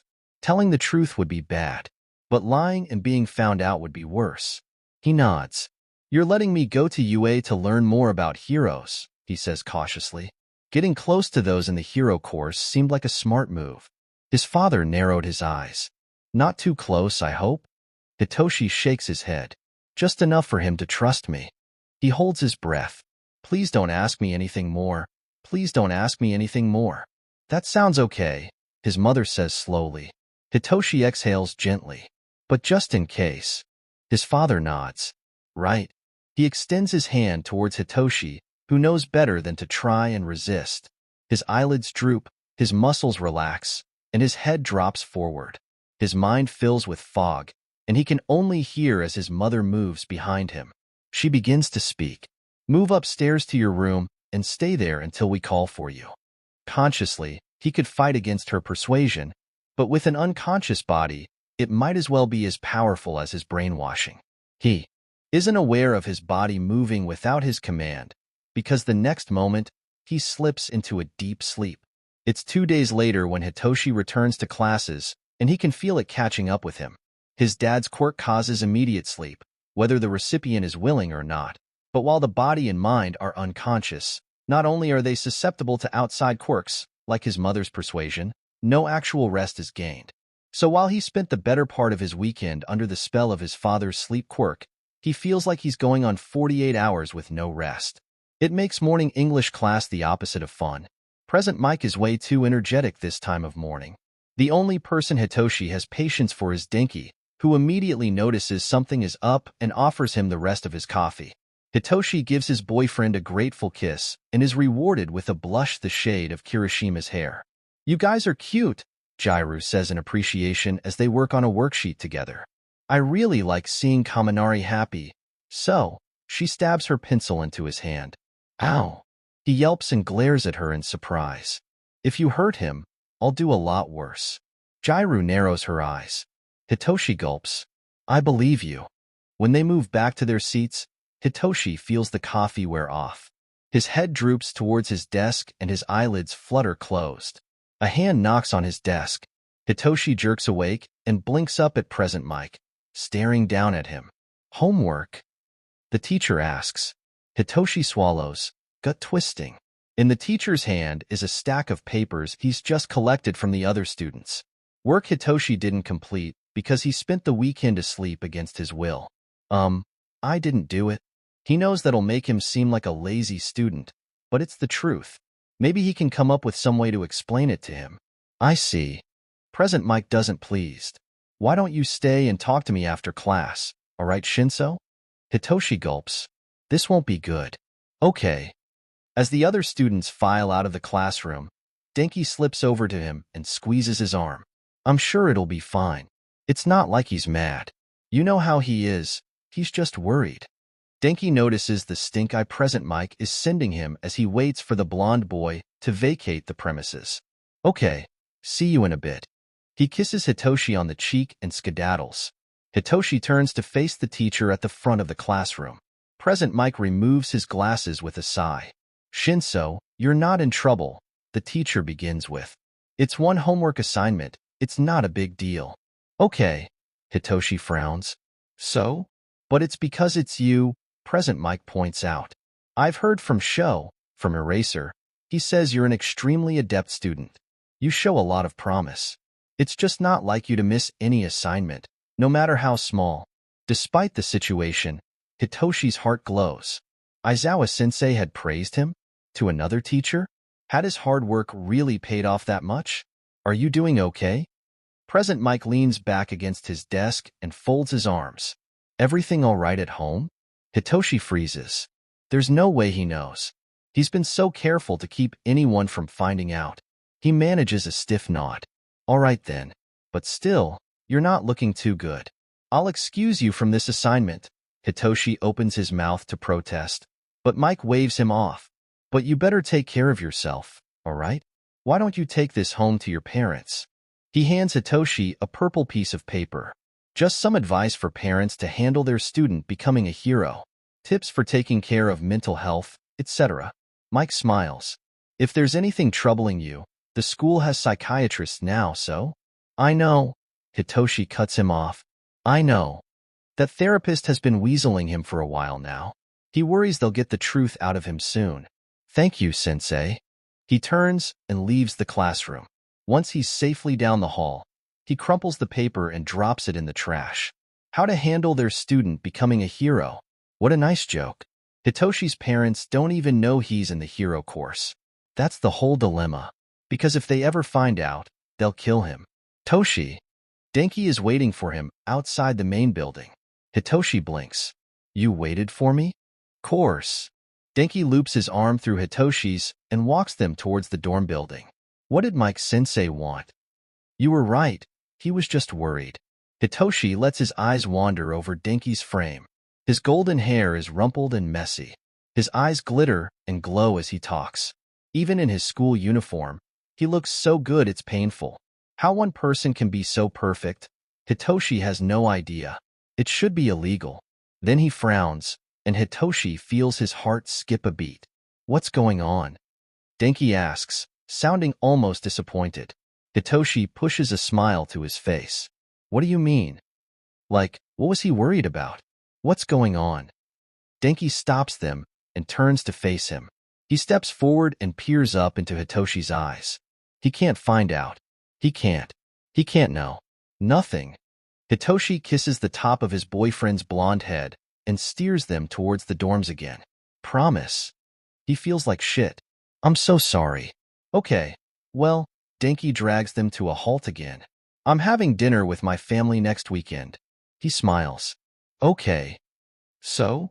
Denki prompts. He bumps Hitoshi's shoulder with his own. Well, you want to come? Hitoshi's heart jumps. To meet your family? That's a lot. Yeah, it's kinda soon, I know. Denki frowns. I didn't really think of that, though. Is it still okay? They want to meet you, 'cause I talk about you non-stop. Only good things, I promise. Not that I have anything bad to say. Really, no complaints. 5-star rating, I promise. Out of 5 stars, that is. Haha. Denki shuffles his feet. So is that a yes? Hitoshi can't help the smile that flickers to life on his face. I'd love to. Great. Denki's face splits into a grin and he throws his arms around Hitoshi, who wraps his arms around the smaller boy and holds him close. Worth it. Denki steps back, his smile softening. It's a date. Hitoshi turns to walk them back to the dorm. Standing behind him, overshadowed by the darkening afternoon, the smile slips off of Denki's face and his eyes become clouded over like the sun. Welcome to the family, Shinso. Denki is bad at playing it cool. His whole-ass boyfriend is coming over to meet his family, and he's, what, supposed to act chill about it? Not a chance. This is too much for him. Dude. 2 suspicious pairs of eyes peek at him from the stairs as he heads down the hall. You're overreacting. I am not. Denki tells them as he cleans the banister for the 3rd time. Is he even coming upstairs? Not taking any chances. The Kaminari house isn't really one known for being clean.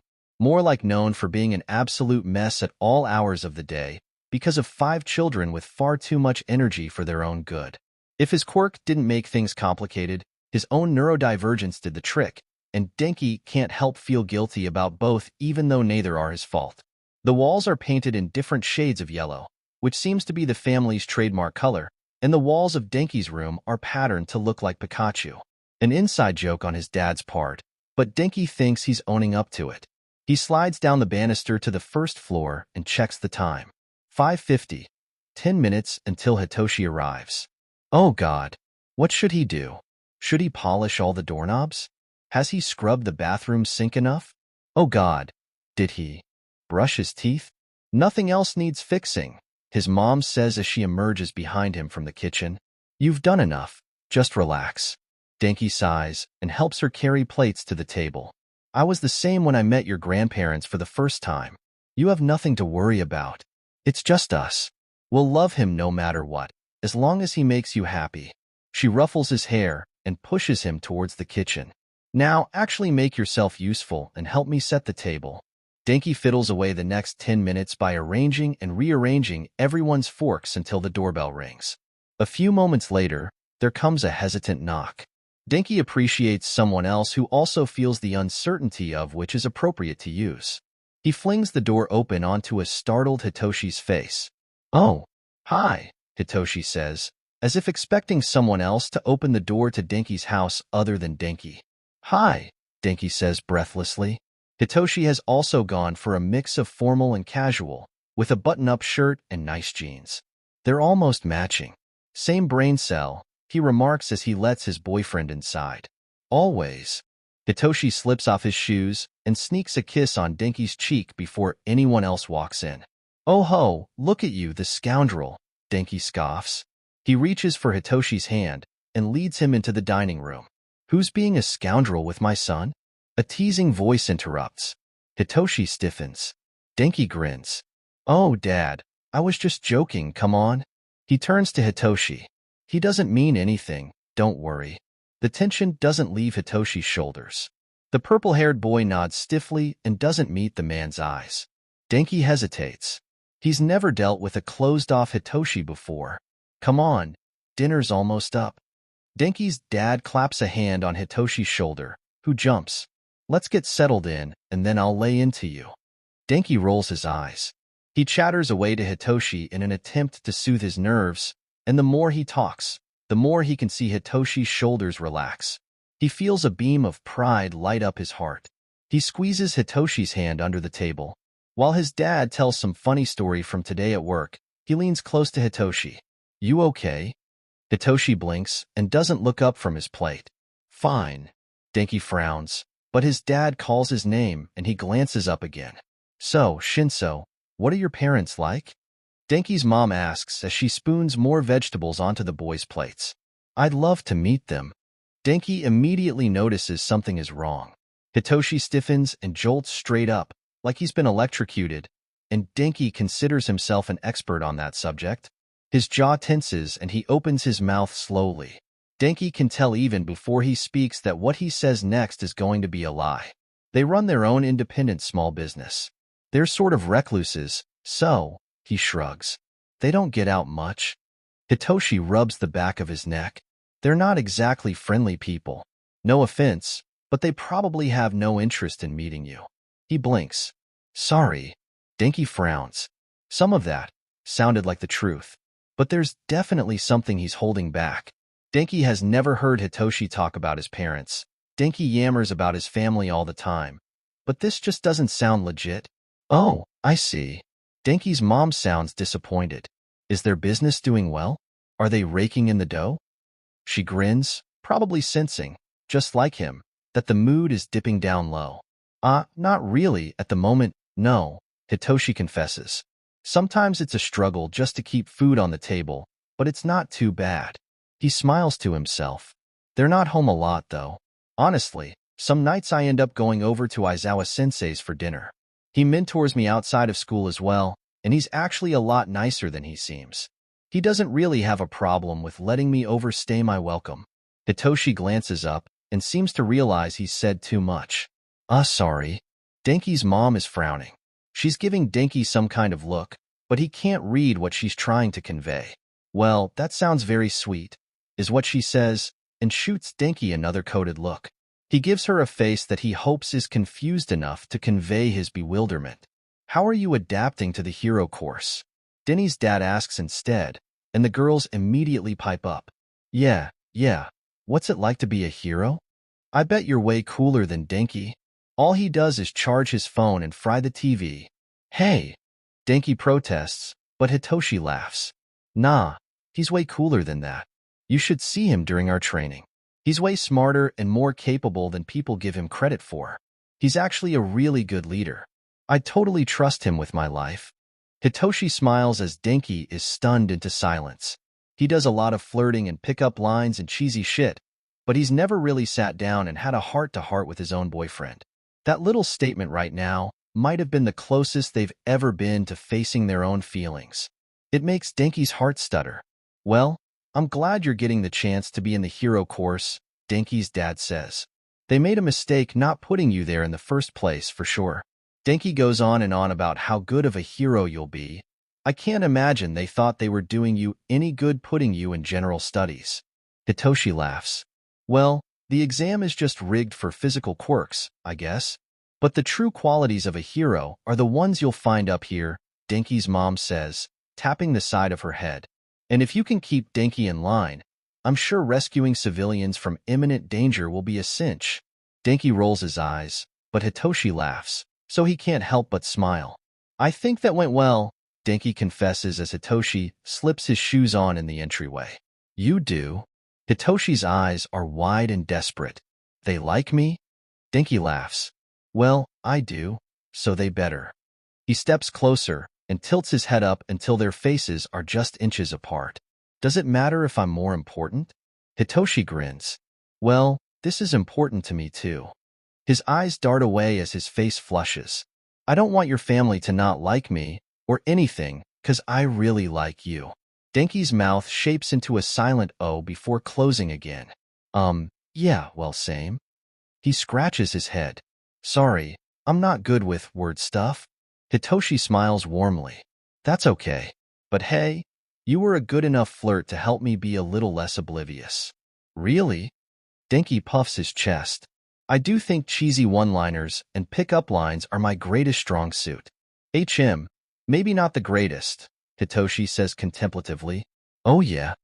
Denki challenges. Name one thing I'm better at. Probably this.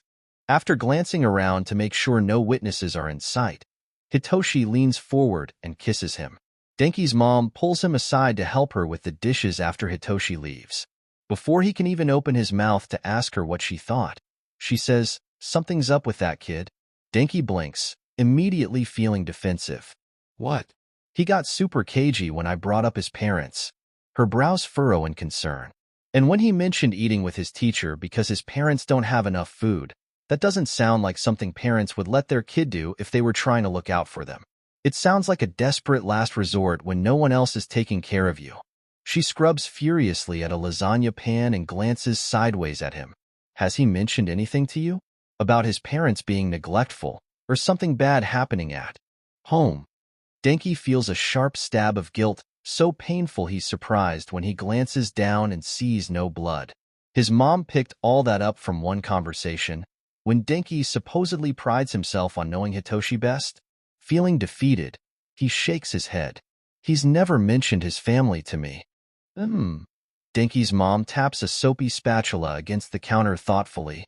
The sound of his little sisters giggling in the living room floats through the kitchen. It deflates the tension of the silence between them. Well, you keep an eye out for him, all right? He's a sweet kid. I want to make sure he's doing all right. She squeezes his shoulder and kicks him out of the kitchen. You go play with your sisters.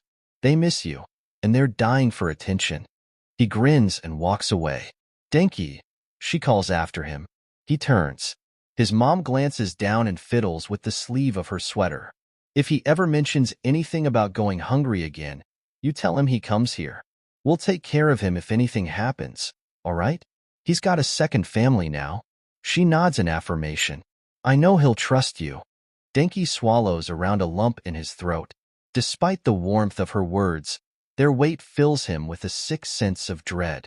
He feels like storm clouds are settling over his horizon, and he won't like the rain they bring. Anticipation swirls in the pit of his gut, and it won't be long before something ugly rears its fangs. He loves being with Hitoshi, but it felt too easy. He can't help the feeling that something more will get in their way before they can truly, finally, be together. If only I could tell you. Here he is again. Hitoshi doesn't know how he ended up back here. He'd been minding his own business in his dorm when a knock at the door came. "It's the weekend," he said out of instinct upon seeing Aizawa-sensei at his door. "They usually keep their training to school days only." "I know," his teacher said. "Your parents want you to come home today." His heart had seized. Had they found something out? He'd done his best to hide any hints he'd been transferred to the hero course. They shouldn't know. So he'd been plopped into one of Yue's cars and driven out to the outskirts of town. The car slows. "They didn't give us an address, but I know where to go from here."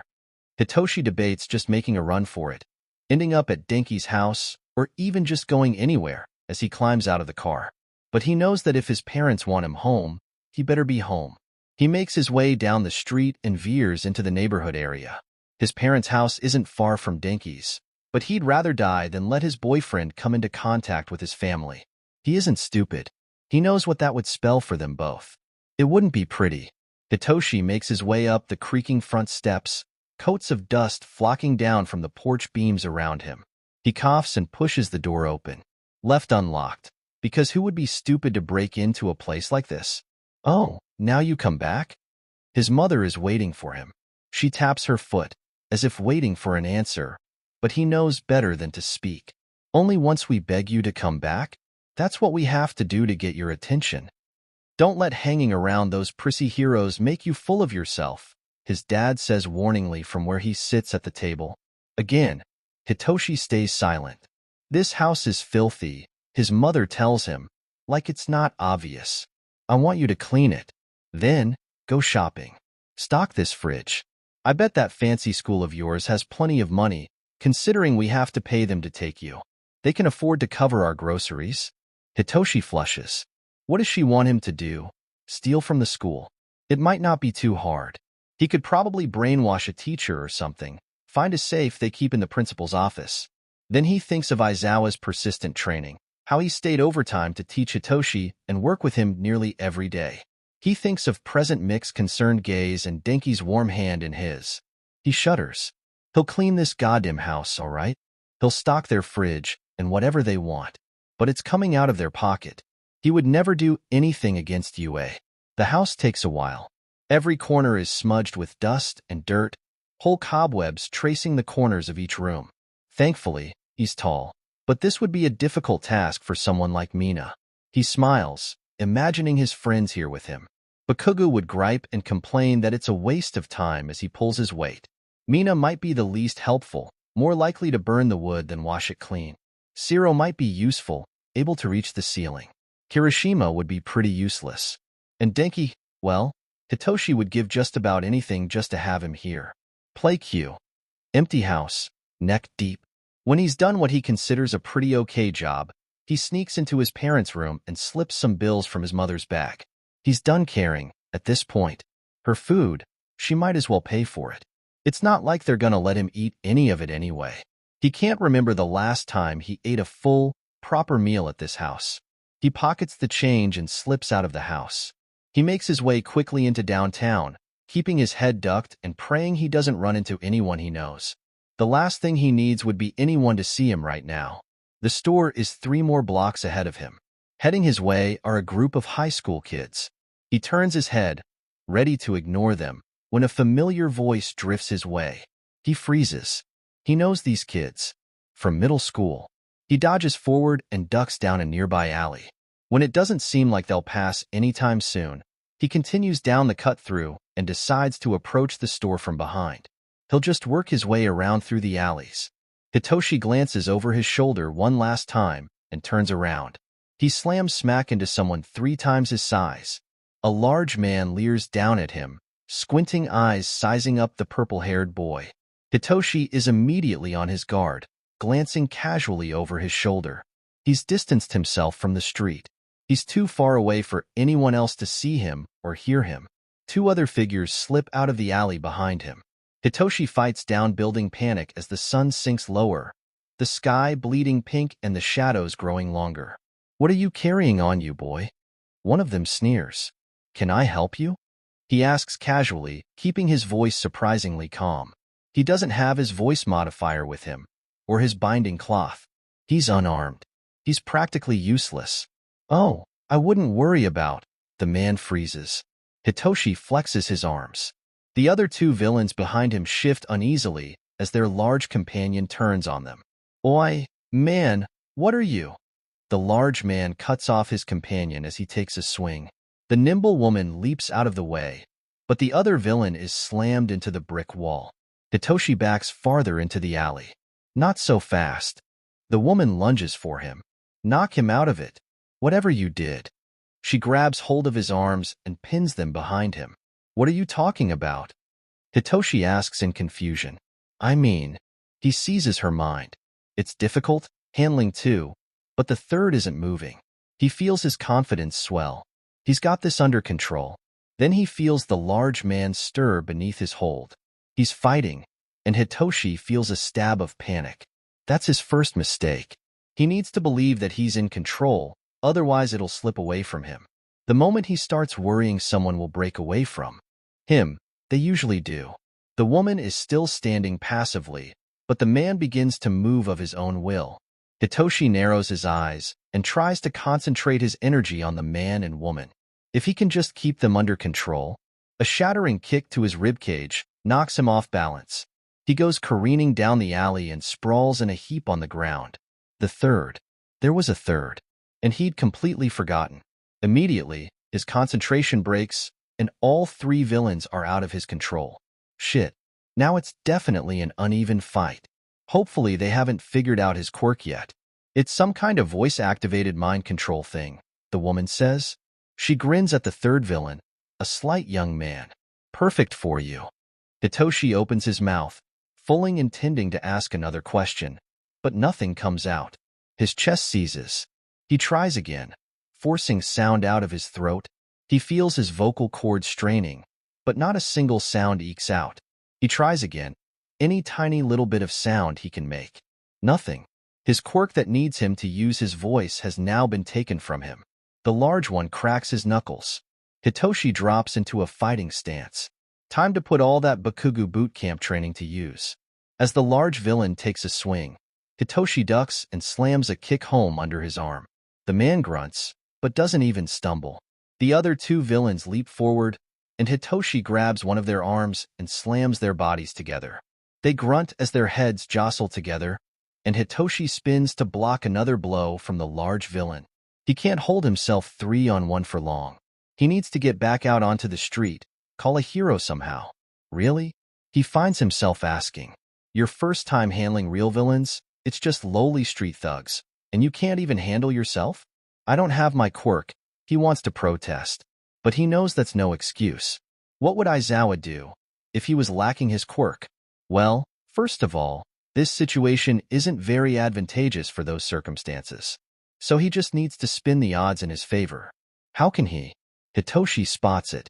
He runs and leaps over the head of the slender man, grasping the bottom rungs of a fire escape. He grins in satisfaction and begins to haul himself up. Something sharp and fiery sinks into his gut. His fingers slip and he falls to the ground, head slamming into one of the trash bags littering the alley. He sees stars. Blurrily, Hitoshi glances down as the three villains circle around him. There's something sticking out of him. Nausea seizes him.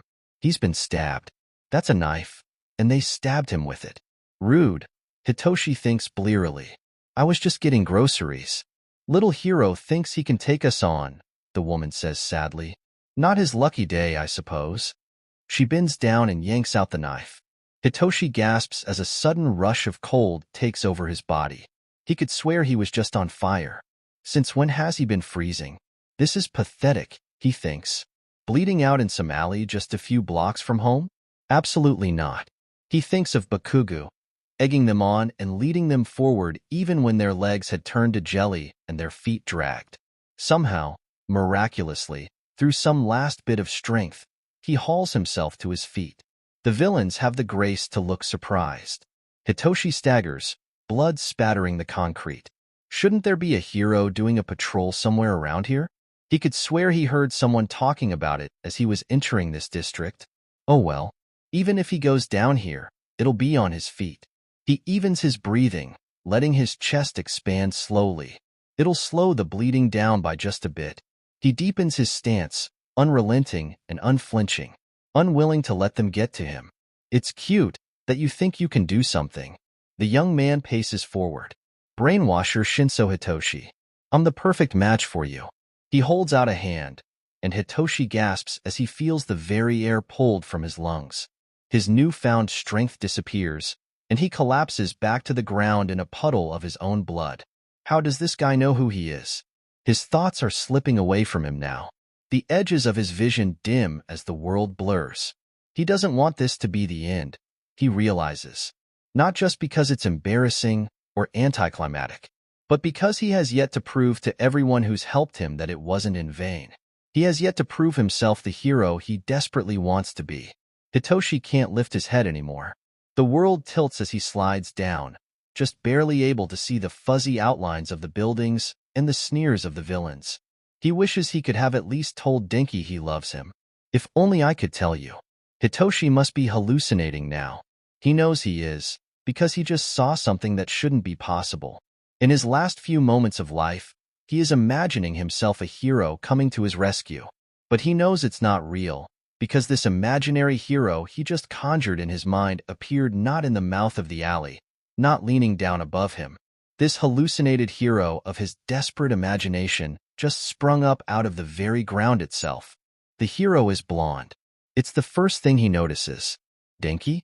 He thinks distantly, even though he knows it makes no sense. This man is not Denki. Wait, man? No, this hero isn't real. Even so, the hero wears a red cape. His blonde hair shines in the light of the setting sun, and his aura is so imposing, the villains back off. Despite the odds, the alleyway shines with hope. They wouldn't be backing away from a hallucination. Which means, Hitoshi's eyes snap open. This blonde hero is actually here. The only other option is so absurd, it can't possibly be true, but it's the only thing Hitoshi can think of. All Might? The hero turns, and Hitoshi sees his face. He's smiling, beaming, in fact. His blue eyes shimmer as they take in Hitoshi. Across his chest is the number 1,000,000. Hitoshi knows this hero. He's a UA graduate. Toga Mirio. 𝗵𝗲𝗄𝗏. His eyes slide closed as a flash of green appears at the edge of the alley. Get your friend out of here, 𝗵𝗲𝗄𝗏 says, turning back to the villains. I've got these guys under control. Hitoshi feels a strong pair of arms slide under him and suddenly, he's lifted into the air. There's an ambulance at the end of the alley. Deku? 𝗵𝗲𝗄𝗏 calls. Deku? Hitoshi forces his eyes open. Midoriya's sweet face smiles down at him. You did a great job holding out there, Shinso. Just hold on a little longer for me, alright? Hitoshi sighs. He lets his eyes slide closed. Looks like he can sleep now. He's jostled again as Midoriya leaps off the walls, flying through the alley. No, don't close your eyes, okay? I know it's tempting. 𝗵𝗲𝗄𝗏 will deal with the villains, but it's important that you stay with me here. Hitoshi doesn't know whether to feel astonished at his luck that he was saved or be frustrated. To figure it out would take too much energy. So, despite the warning words of his classmate and savior, he lets his eyes slide closed as he drifts into unconsciousness. No, don't wake him up. I'll just wait to talk to him about it after. Gruff voices jolt Hitoshi out of his sleep. Blearily, he blinks open his eyes. He's greeted by a pair of concerned eyes and the beep of a heart monitor. Welcome back, says a smiling nurse. Can you answer a few questions for me? Hitoshi nods quietly.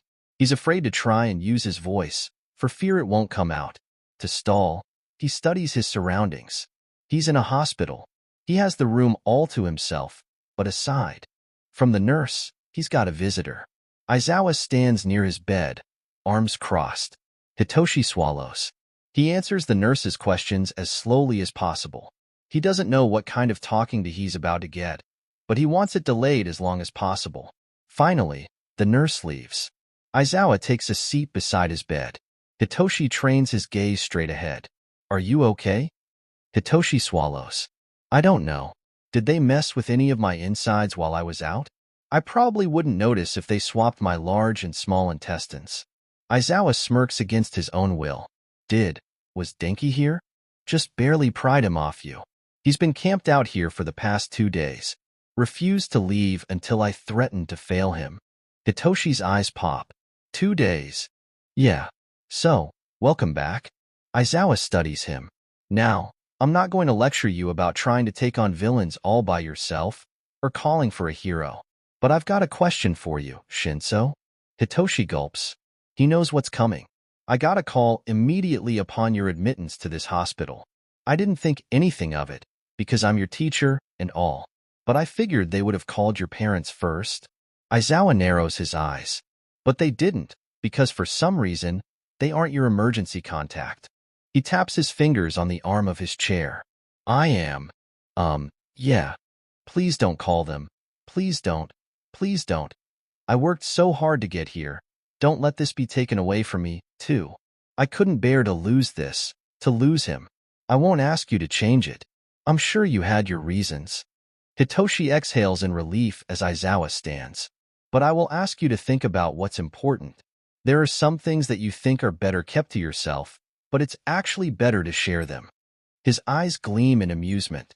What's the most important thing to remember as a hero? Hitoshi frowns. Plus ultra? No, but faith, trust, and pixie dust? No. Aizawa can't hide his grin as he turns away. The most important thing for a hero to remember is, he glances back over his shoulder, you're never alone.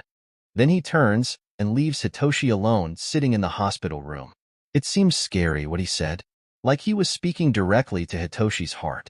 Maybe there are some things he needs to get off his chest, but not yet. He's pretty sure he knows some people who have things of their own they're dying to share.